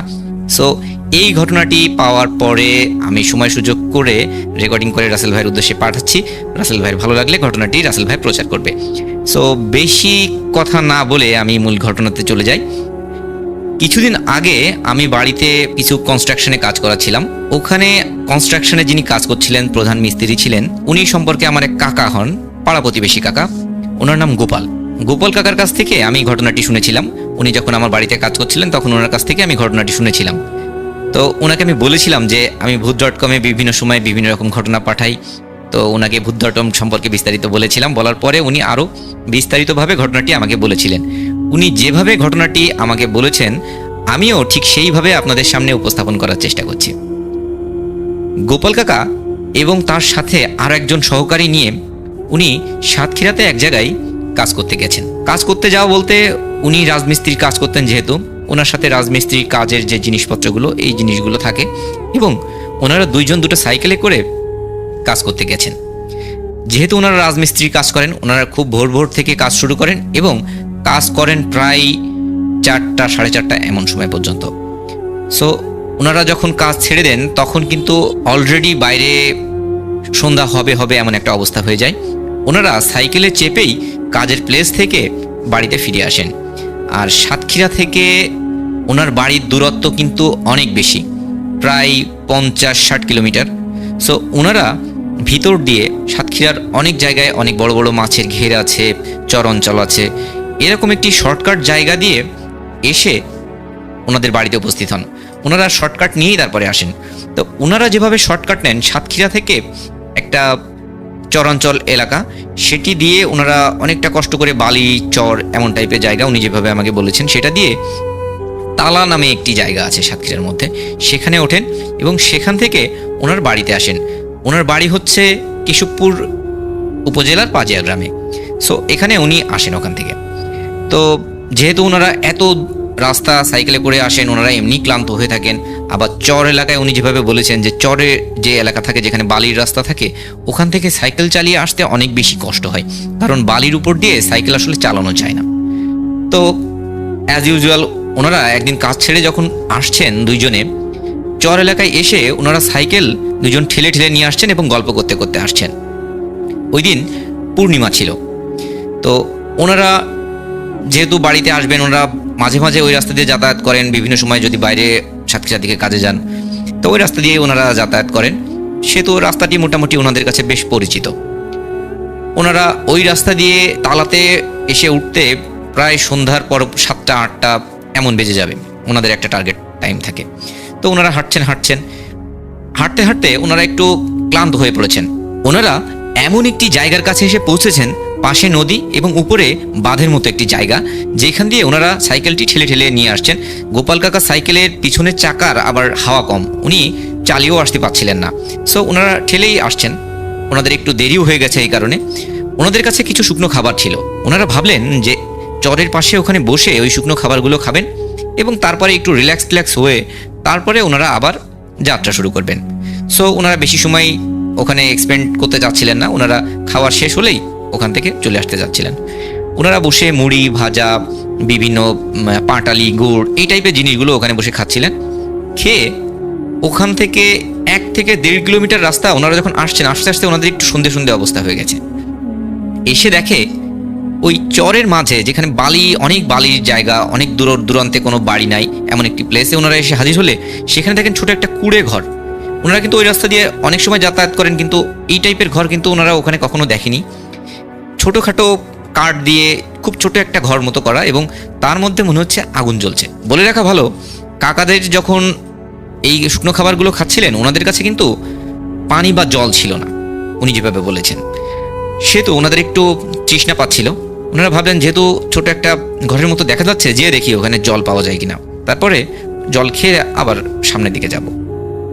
উনি ওই প্লেসে আসেন, এসে দেখেন ঘরের মধ্যে ছোট একটা মাটির চুলা, সেখানে আগুন জ্বলছে এবং ঘরের মধ্যে বলা হয় রুদ্রাক্ষের মালা, গোল গোল কাঠের মতো শেপ তৈরি করে তার ভিতর দিয়ে সুতা দিয়ে তৈরি করা হয় রুদ্রাক্ষের মালা। যারা হিন্দু অনেকে আছেন তারা হয়তো জানবেন।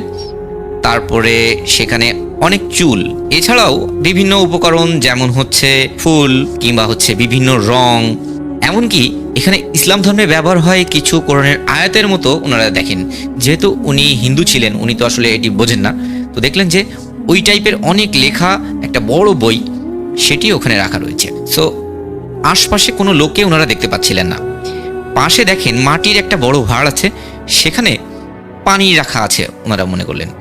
তো ওখান থেকে যেহেতু কোনো লোক পাচ্ছিলেন না, ওনারা ওখান থেকে একটু পানি ওনাদের কাছে যে পাত্র ছিল তাতে করে তুলে নিয়ে খেতে থাকেন।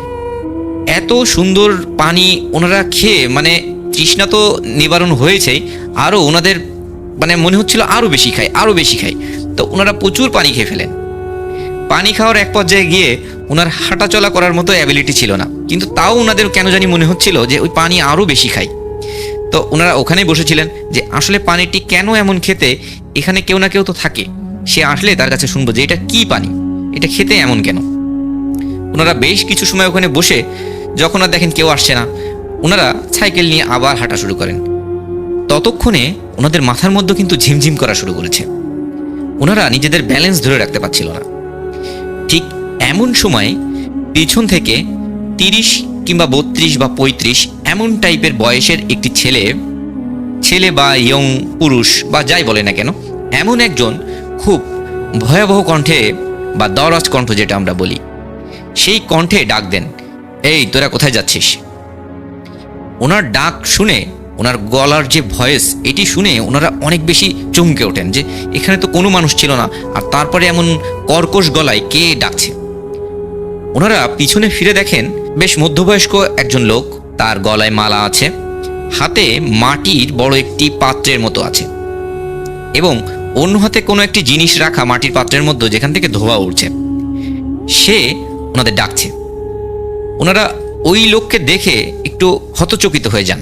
ওনারা চাচ্ছিলেন যে চলে আসবেন ওখান থেকে, ওইদিকে যাবেন না, যেহেতু ওনাদের ওইদিকে আর কোনো কাজ নেই, আর এই লোকটা একটু পাগলের মতো দেখতে, ওইদিকে ওরা যেতে যাচ্ছিলেন না। কিন্তু তারপরেও ওনারা কোনোভাবে ওখান থেকে আসতে পারছিলেন না। উনি আমাকে বললেন, আমরা যখন আসার চেষ্টা করছিলাম, সাইকেলগুলো ঠেলে নিয়ে আসার চেষ্টা করছিলাম, মনে হচ্ছিল আমাদের সাইকেলের চাকাগুলোর মধ্যে কেউ জ্যাম করে দিয়েছে, যে আমরা যতই টানি না কেন চাকাগুলো ঘুরছে না আর সাইকেলগুলো নিয়ে আসা সম্ভব হচ্ছে না। এমনকি তাদের নিজেদের যে পা ছিল সেই পাগুলো ওনারা টেনে আনতে পারছিলেন না।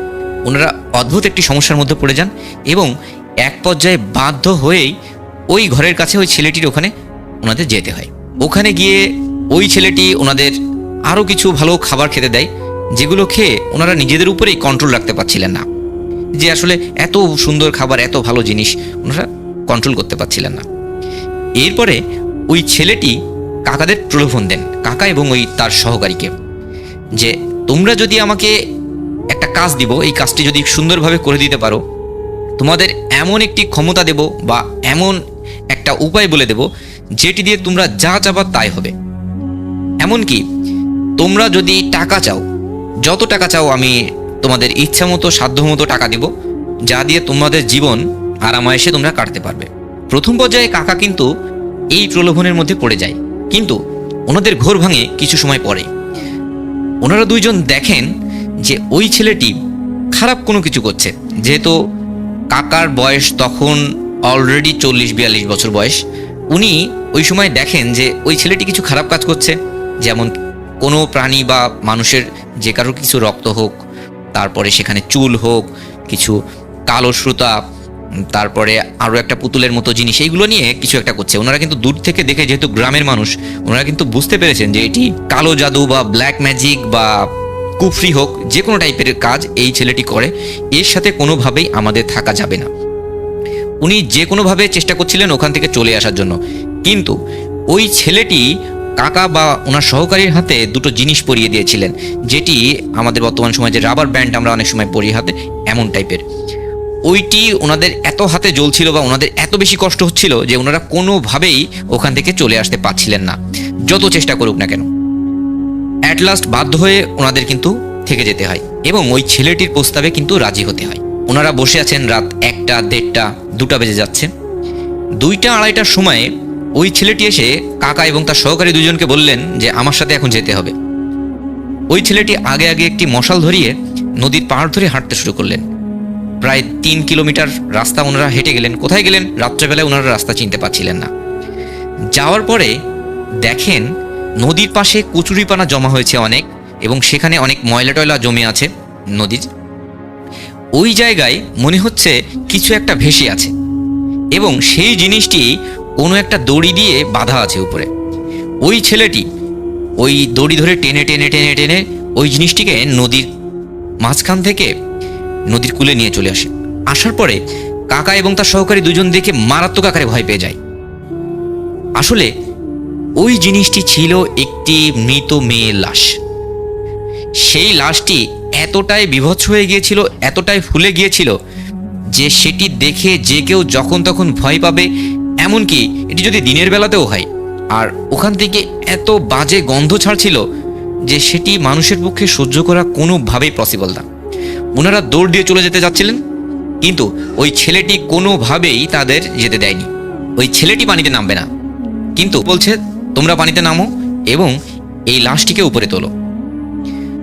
কাকারা তো ভয় পেয়ে যাচ্ছে অনেক বেশি, তারা কোনোভাবেই পানিতে নামতে চাচ্ছে না, কিন্তু ছেলেটি কোনোভাবেই দুজনকে ছাড়ছে না। এক পর্যায়ে লোভে পড়ে ভয় পেয়ে ওনারা বাধ্য হয়ে, যেহেতু আমাদের থাকতেই হচ্ছে, আমরা যেতে পারছি না, সেহেতু ওই লাশটিকে ওনারা টেনে উপরে তোলেন। এরপরে ওই 3 জনে ওই লাশটিকে কাঁধে করে নিয়ে ঠিক ওই কুড়ে ঘরটির ওখানে চলে আসে। কুড়ে ঘরের ওখানে এসে ওই ছেলেটি চারিপাশে কাঠ দিয়ে একটা চিতার মতো সাজায় এবং অপর পাশে বড় বড় বাঁশ দিয়ে কয়েকটি জায়গা পিন করে। ওই জায়গাগুলো কি করবে আসলে কাকারা তখন একটা ঘরের মধ্যে চলে যাচ্ছিলেন যে কি হচ্ছে, এটা আমরা কি দেখছি, এটা আসলে কার লাশ? আর মেয়েটির লাশ কিন্তু বেশ যুবতী বয়সের মেয়ে মনে হচ্ছে। তো কাকারা মনে করছে এই লাশটি নিয়ে খারাপ কিছু করবে কিনা। কাকারা একটা পর্যায়ে দুইজনে একটা ডিসিশন নেন, এই ছেলেটি যদি এই লাশের সাথে খারাপ কিছু করে তাহলে দুইজন ডিসিশন নেই ওনারা বাঁশ দিয়ে পিটিয়ে ওই ছেলেকে হত্যা করে ফেলবে। এমন একটা ডিসিশন নিয়ে ওনারা অপেক্ষা করতে থাকেন কি হবে সেটি দেখার জন্য।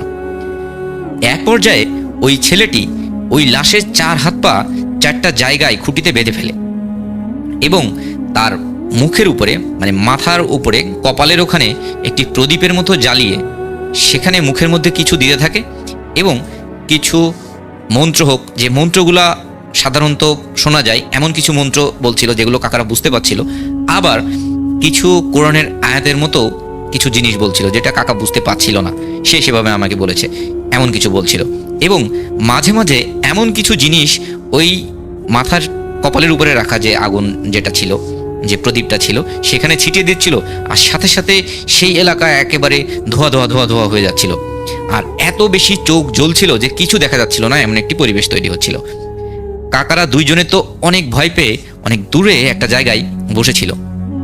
যেহেতু ওই জায়গা থেকে ওনারা অনেকটা দূরে ছিল এবং অন্ধকার জায়গা, কোনো জায়গায় কোনো কিছুই দেখা যাচ্ছে না, কাকারা এক পর্যায়ে দেখেন যে ধোঁয়াটা যখন উপরের দিকে উঠছে, ওই ছেলেটি কিছু একটা মারছে ওই আগুনে, তখন ওখান থেকে একটা নারী মূর্তি, একটা অবয়বের মতো সাদা ভেসে উঠছে এবং সে ধোঁয়ায় মিলিয়ে যাচ্ছে।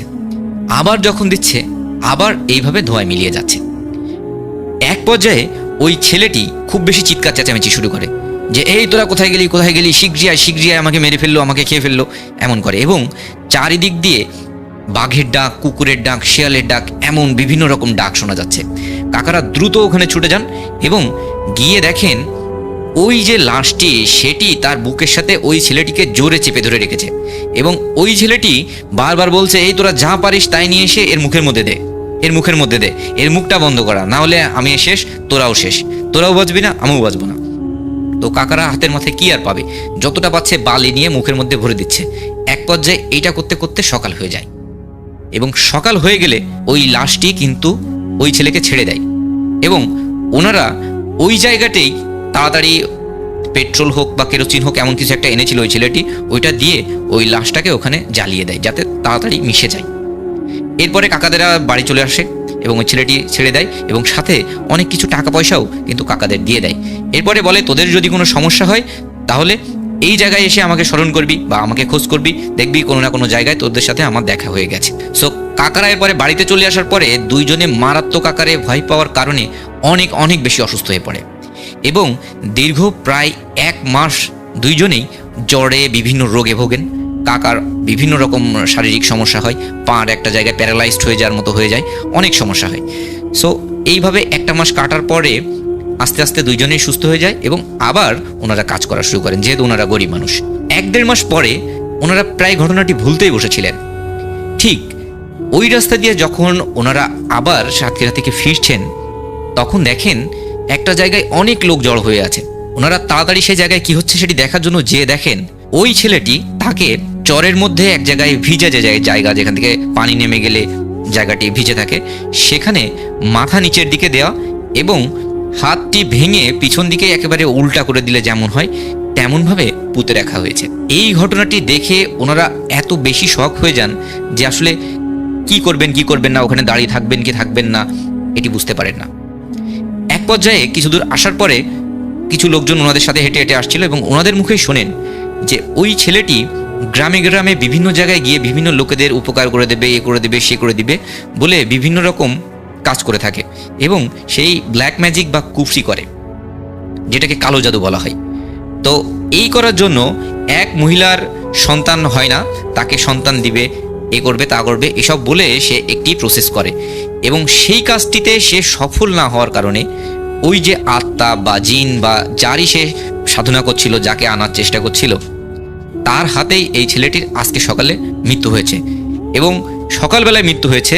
বিকালবেলা পর্যন্ত কেউ সাহস করে ওই ছেলেটিকে ওখান থেকে উঠায়নি এবং ওই অবস্থায় আছে।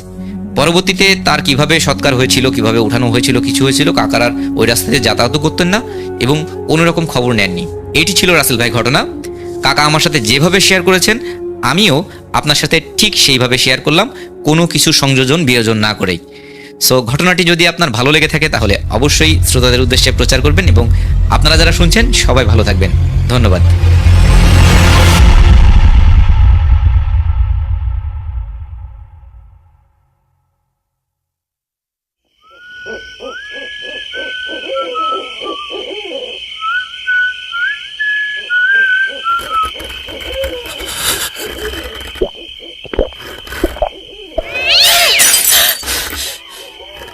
আজ আবার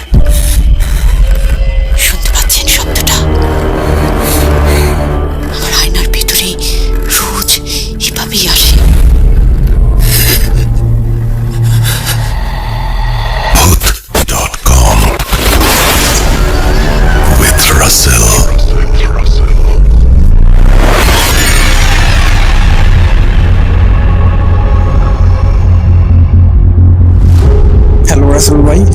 লিসেনার্স, আশা করি সবাই ভালো আছেন। রাসেল ভাই তো সবসময় ভালো দলে থাকেন, সেজন্য এক্সট্রা করে জিজ্ঞেস করতেছেন। তো অনেক ধরনের ঘটনা শুনছি, অনেকদিন ধরে আসলে ঘটনা শুনি, ভূতের শুনছি আর ভূত.com শুনছি। তো আমারও আসলে কিছু ঘটনা আছে একদম নিজের সাথে ঘটে যাওয়া ঘটনা, আর কোনো উইটনেস লাগবে না, কারণ আমার নিজের সাথে এটা ঘটছে। আমার নাম হচ্ছে জয়, কক্সবাজার শহরে বাড়ি। তো প্রফেশনালি আমি একটা ইন্টারন্যাশনাল এনজিওতে কাজ করি। এর আগে আমি আসলে ভলান্টিয়ার হিসাবে কাজ করতাম। তো ঘটনাটা যখনকার, সেটা হচ্ছে 2017 সালে, যখন আমি ওই এনজিওতে ভলান্টিয়ার হিসেবে কাজ করতাম তখনকার। তো 2017 সালের এটা হচ্ছে আপনার 2 ডিসেম্বর এর ঘটনা। আমার একটা আসলে ওয়ার্কশপ ছিল, চট্টগ্রামে একটা ওয়ার্কশপ ছিল, সেটা হচ্ছে 2 ডিসেম্বর, অর্থাৎ 3 ডিসেম্বর থেকে 9 ডিসেম্বর পর্যন্ত 7 দিনের একটা ওয়ার্কশপ ছিল। তো আমি আসলে এই এনজিওতে ভলান্টিয়ার হিসেবে কাজ করার সময় বা এখনো আমার বিভিন্ন জায়গায় যেতে হইতো বিভিন্ন রকম ওয়ার্কশপ এবং প্রোগ্রাম অ্যাটেন্ড করার জন্য। তো অনেক হোটেলে আসলে থাকছি, অনেক ধরনের রিসোর্টেও থাকা হয়েছে, বিভিন্ন রকমের এক্সপিরিয়েন্স আছে। কিন্তু এই এক্সপিরিয়েন্স গুলো হচ্ছে একেবারে কি হাইলি, যেটাকে বলে মানে হাইলি রিমেম্বারেবল ইভেন্ট ফর মি। তো আমি মূল ঘটনায় যাই, সেটা হচ্ছে, তো আমি তো আসলে কক্সবাজার থেকে 4.5 ঘন্টার মতো জার্নি করে চট্টগ্রামের একটা হোটেলে চেক ইন করি হচ্ছে পৌনে 8টার দিকে। পৌনে 8টার দিকে আমি চেক ইন করি। হোটেলের নাম আমি আসলে বলছি না, কারণ আসলে হোটেলটা রিনাউন্ড এবং সবাই চিনে, ঠিক আছে, সেজন্য হোটেলটা বলতেছি না। তো ওই হোটেলে যখন আমি উঠি, আপনারা তো জানেন এনজিওর আন্ডারে যখন আপনি কাজ করবেন বা কোনো প্রোগ্রামে যাবেন, তারাই সবকিছু অ্যারেঞ্জ করে, সবকিছু থাকা খাওয়া ট্রান্সপোর্ট সবকিছু। তো SMS এখানেও। তো আমি যখন হোটেলে যাই, হোটেলে আমার চেকিং করার পরে আমাকে আসলে 303 নাম্বার একটা রুমে, অর্থাৎ 3য় তলায় 303 রুম নাম্বারে আমার রুমটা আসলে বুকিং করা হয়। আমি সেখানে চেকিং করি, ঢোকার পরে আপনার ফ্রেশ হওয়ার পরে রাত্রের খাওয়ার অর্ডার করি। রাত্রের খাওয়ার পরে আমি অ্যারাউন্ড 10টার দিকে লাস্ট হাতটা ধুয়ে ঘুমিয়ে পড়ি, কারণ আমি আসলে টায়ার্ড ছিলাম, সেজন্য আমি ঘুমিয়ে পড়ি। তো এটা আসলে শীতকাল ছিল। আমি একটা এক্সট্রা কম্বল নিয়ে, অর্থাৎ 2টা কম্বল গায়ে মুড়ি দিয়ে ঘুমিয়ে পড়ি। তো হঠাৎ করে আপনার 1টা এবং 1:30 দিকে এর মধ্যে হবে, কারণ আমি আসলে তখন মোবাইল দেখছিলাম, 1:20 নাকি 1:22 এরকম একটা সময় আমার আসলে ঘুমটা ভেঙে যায়। হচ্ছে কি জন্য, সেটা হচ্ছে আমার বাথরুমে একেবারে কল থেকে পানি পড়তেছে, ট্যাপ থেকে মানে জম করে পানি পড়তেছে। সে আওয়াজটা আমার একেবারে কানে আসতেছিল। তো আসার কারণে আমি ঘুম থেকে উঠি, পাশে একটা লাইট ছিল, সেটা জ্বালানোর পরে আমি আসলে বাথরুমে দিকে যাই। বাথরুমে গিয়ে বাথরুমের দরজা খুলি দেখার জন্য ভিতরে আসলে পানি পড়তেছে কিনা। পানি পড়ার কোনো সুযোগ নেই, কারণ আমি আসলে লাস্ট যখন হ্যান্ড ওয়াশ করছি তখন কিন্তু আমি ট্যাপ অফ করে দিচ্ছি, কিন্তু তবু মনে হয়েছে না বাই মিস্টেকলি হইতে পারে, সেজন্য চেক করার জন্য যাই। তারপরে আমি লাইট অন করি, দরজা খুলি, দেখতেছি যে না আসলে ওখানে পানি পড়তেছে না। তো আমি চিন্তা করলাম যে হয়তো এটা আসলে প্রেশার নিয়েছি, ওই জন্য আমি আবার বাসায় ওই যে আপনার বিছানায় চলে আসি। এসে আবার যখন শুয়ে পড়ি, এখন দেখতেছি যে না, ওই যে পানির আওয়াজটা আরো বেড়ে তো গেছে। এখন ওই যে বাথটবে শাওয়ার নিচ্ছে কেউ, মানে বাথটবে যখন আপনি শাওয়ার নিবেন, যে পানিটা থাকে এবং ঝুম করে যে পানিটা পড়ে, এবং বাথটবে শাওয়ার নিলে যেরকম একটা আওয়াজ হয় সেটা হচ্ছে। সেটা আসলে শোনার পর আমি আসলে মানে আমার একটা কিরকম যেন ফিল হয় যে না, এটা আসলে কোনোভাবে সম্ভব না, কারণ আমি নিজে বাথটব ইউজ করি নাই। কারণ বাথটবে এখন এত রাত্রে, এই শীতের রাত থেকে গোসল করবে, আর কথা হচ্ছে গোসল করবে কেমনি, আমি একাই তো হোটেল রুমে আছি। তবুও আমি আসলে চেক করার জন্য ওখানে যাই। একটা কথা বলি, প্রথমবার যখন আমি গেছি তখন কিন্তু আমি ওই বাথরুমের লাইট এবং বাথরুমের দরজা 2টাই খোলা রাখি আসছিলাম। দেন আমি আবার যাই, আবার গিয়ে দরজার মানে বাইক থেকে দেখি যে কি সমস্যা। দেখতেছি যে ওই বাথটবের 2 পাশে 2টা আপনার পর্দা থাকে, যখন আসলে শাওয়ার নেওয়া হয় তখন পর্দা 2টা জয়েন করে দেওয়া হয়। তো আমি তো আসলে কি করি নাই, গোসল করি নাই। 2 পাশে 2টা, আমি যখন প্রথমে গেছি তখন 2 পাশে 2টা সরানো হয়েছিল, কিন্তু এখন আমি দেখতেছি যে না, একেবারে পানি ঝুম আওয়াজ ওখানে হচ্ছে এবং শাওয়ার নিচ্ছে সেই জায়গায় আপনার মানে শাওয়ার যেভাবে নেই আর কি, পর্দা দুইটা জয়েন করেও দিচ্ছে। এটা দেখার পর আমার আসলে মাথা কাজ করতেছে না, কারণ এটা কোনোভাবেও সম্ভব না, এটা মানে কোনোভাবেও সম্ভব না। তো মাথা কাজ করতেছে না। এবং এবং হঠাৎ করে যখন আমি দেখি যে রেখে ওই যে আপনার যেখানে মানে পোশাক রাখা হয় স্নান করার সময়, ওখানে দেখি হচ্ছে আপনার একটা মেয়ের মানে ওই সালোয়ার কামিজ এবং সালোয়ার কামিজ ওখানে ঝোলানো আছে, একটা টাওয়াল ঝোলানো আছে। সাধারণত আমি টাওয়াল ওখানে রাখি নাই, আর যে টাওয়ালটা থাকে সেটা হচ্ছে সাদা টাওয়াল। এটা কিন্তু সাদা টাওয়াল না, নর্মাল টাওয়াল যেটা ইউজ করে, ঠিক আছে? ওটা দেখার পর আমার মাথা আরো কাজ করতেছে, এটা কিভাবে সম্ভব? কারণ প্রথম কথা হচ্ছে রাসেল ভাই, আমি নিজে সবকিছু দেখে শুনে নিছি, এখানে তো কোনো কিছু ছিল না তখন। আর এমনি তো হোটেল যখন চেক আউট করার পর এটা কি ক্লিন করে, তাহলে ওখানে থাকার কিছু কথা না। এটা দেখার পর আমার মাথার কাজ করতেছিল না, আমি কি করব? পানির একটা আওয়াজ, আর এদিকে দেখতেছি হচ্ছে আপনার সালোয়ার কামিজ, টাওয়েল, মানে এটা দেখার পর আমার মাথা কাজ করতেছিল না। ঠিক সেই সময় আপনার একটা মানে আমি এখনো কিভাবে বলতাম, আমার আসলে গুজবাম হচ্ছে, আমি আসলে কিভাবে বলতাম যে মানে ঠিক সেই সময় আমি স্পষ্ট দেখতেছি মানে একটা মেয়ে আপনার মানে একটা সুন্দর করে মেয়ে আপনার ওই যে বাথটবের যে পর্দা সেটা খুলছে, কুলার পর মুখটা দিছে এবং হাতটা সামনে গেছে, এবং সেখানে কিন্তু চুরিও আছে আর কি। তো চুরিও আছে এইরকম, মানে মেয়েটা বের হচ্ছে। এটা দেখার পর মেয়েটা আমার দেখে একটা মুচকি হাসি দিছে। এটা দেখার পর রাসেল ভাই আমি কি করব আমি আসলে কিছু বুঝতেছি না। আমি এতটাই ফ্রিজ হয়ে গেছি।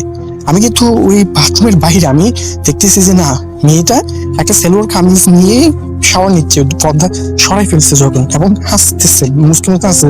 এমন না যে আমি অস্বাভাবিক কিছু দেখছি যে খুব বিশ্রী মানুষ বা বিশ্রী কিছু দেখা, এরকম না, একদম নর্মাল। আপনি যেরকম মানুষ, আমি যেরকম মানুষ, একটা সুন্দরী মেয়ে যেরকম হয় সেরকম মানে সেটা, এবং হাসতেছে। মানে কি বলছি, আমি হাসি থাকার পর আমি হাসতেছে, একটা মেয়ে এদিকে মানে শাওয়ারে পানি ফুটতেছে, ট্যাপ থেকে পানি ফুটতেছে হঠাৎ করে। এগুলো দেখার পর আমার মাথা আসলে কাজ করতেছে না। আমার পাশেই ওই যে আপনারা তো জানেন জিনিসপত্র রাখার জন্য একটা ওয়ার্ড্রোব দেওয়া হয়, সেরকম একটা ওয়ার্ড্রোব ছিল, এবং আমি ওখানে আসলে কি আমার সেন্সলেস ওখানে করেছি। পরে যাওয়ার পর আর কিছু মনে নাই, ওখানে একটা স্পেস ছিল। আমি আসলে পুরো রাত মনে হয় সেখানেই ছিলাম। যখন আমার ঘুম ভাঙে তখন থেকে হচ্ছে সকাল হয়ে গেছে। সকাল হয়ে যাওয়ার পর যখন আমি বাথরুম একবার আমার সামনে, তখন আমি উঠিয়ে যখন ঘুরে দেখাই বাথরুমে, দেখতেছি যে বাথরুমের দরজা যেমন আমি সব রাত্রে খুলে রাখছিলাম সেরকম লাইটও অন আছে। এবং মোস্ট যেটা স্ট্রেঞ্জ ব্যাপার, আমি কালকে রাত্রে যে দেখলাম যে পর্দা লাগানো, আবার পর্দা খুলছে, পর্দা হাফ মানে পর্দা তো এমনিতে একেবারে এদিক ওদিক করে থাকা, সেরকম নাই কিন্তু। মানে ওই মেয়েটা যতটুকু পর্দা খুলছিল ঠিক ততটুকু, মানে পর্দা দুটো ঠিক ততটাই জায়গায় রাখা আছে, একদম টু সাইডে একেবারে লাগানো নাই, যেটা একেবারে প্রথমে থাকে আর কি কেউ শাওয়ার না নিলে। এটা দেখার পর আমি আর শাওয়ার টাওয়ার নিই নাই, জুতো ওখান থেকে ব্যাগটা গুছাইছি। গুছানোর পরে মানে সাথে সাথে কল দিছি দাদাকে, দিয়ে বলতেছি দাদা আমি এই রুমে থাকবো না, এই হোটেলেও থাকবো না, আমার হোটেল চেঞ্জ করে দেন, না হলে রুম চেঞ্জ করে দেন। তো দেন ওনারা আবার রিসেপশনে বলেন, আমি আবার নিজে রিসেপশনে আসছি যে ভাই আমি এটা কোনোভাবে থাকবো না এই রুমে, আপনারা আমার এই রুমটা চেঞ্জ করে দেন। পরবর্তীতে তারা বলছে ওকে স্যার আপনি এখন যান। দেন ব্রেকফাস্ট স্টার্ট করছি। আমি আর কিন্তু গোসল দিন করি নাই, আমি ব্যাগ সহ নিয়ে আসছি, ব্যাগ সহ নিয়ে একবারে খাওয়া নিয়ে দেন আমি আমার প্রোগ্রামে চলেছি খাওয়ার কি। পরবর্তীতে আপনার আমি ওই হোটেলেই ছিলাম, কিন্তু 2 তলায় চলে আসছি, 202 নম্বর রুমে আমাকে দেওয়া হয়, এবং আমি সেখানেই আর বাকি যে 7 দিন ছিলাম সেখানেই ছিলাম। তো এটা হচ্ছে রাসেল ভাই আমার ঘটনা। আসলে জানি না কতটা মানে আপনারা বিশ্বাস করবেন, এটাই হচ্ছে মানে কি বললাম আমার সাথে যে ঘটে যাওয়া ঘটনা। আর এমন আমি কিন্তু যে অস্বাভাবিক কিছু দেখছি, মানে কালো ছায়া এরকম, আমি কি বলতাম, আমি একদম মানুষকে দেখছি, কিন্তু ওই টাইমে ওই রকম মানুষ দেখা যায়, মানে আপনি যে অসময়ে যে একজন ভালো মানুষ দেখলেও যে আপনার কিরকম অবস্থা হবে সেটা মানে আপনি বুঝবেন না। আমি খুব প্র্যাকটিক্যাল মানুষ, এগুলো দেখার পরেও আমি অনেক জায়গায় গেছি, হোটেলে উঠছি, থাকছি, আরো কিছু কিছু জিনিস এক্সপিরিয়েন্স করছি, কিন্তু আমি এখনো বাস্তববাদী।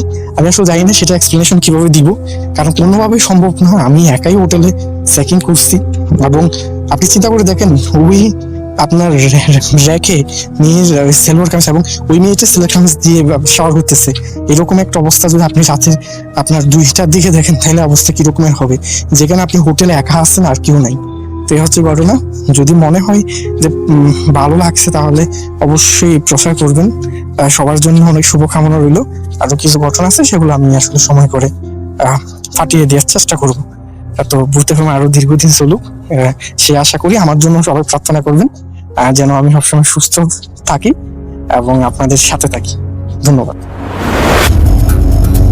আরও একবার আপনাদের সবাইকে স্বাগত জানাই। আমি রাসেল। আশা করছি সবাই ভালো আছেন, ভালোর দলে আছেন। আর এর পরের এপিসোডটি হচ্ছে বছরের শেষ এপিসোড। আজকে তার আগের এপিসোডটি। এই ছিল আমাদের আজকের আয়োজন। আশা করছি সবাই উপভোগ করেছেন। রাত অনেক হয়েছে, ঘুমাতে যাবেন নিশ্চয়ই আশা করব। এখন আপাতত আমিও বিদায় নিচ্ছি। আর বিদায় নেবার আগে জানিয়ে দিয়ে আমাদের সাথে ইমেইলে যোগাযোগ করুন। আমাদের ইমেল অ্যাড্রেস russell.booth.com@gmail.com। আমাদের ফেসবুক পেজ www.facebook.com/russell.স্বাধীন এবং আমাদের ইউটিউব চ্যানেল rjrussellbooth.com। আপনারা সবসময় আমাদের সঙ্গে থাকবেন আশা করি। আর কথা না বাড়িয়ে আমরা আজকের মতো বিদায় নিচ্ছি। আল্লাহ হাফেজ।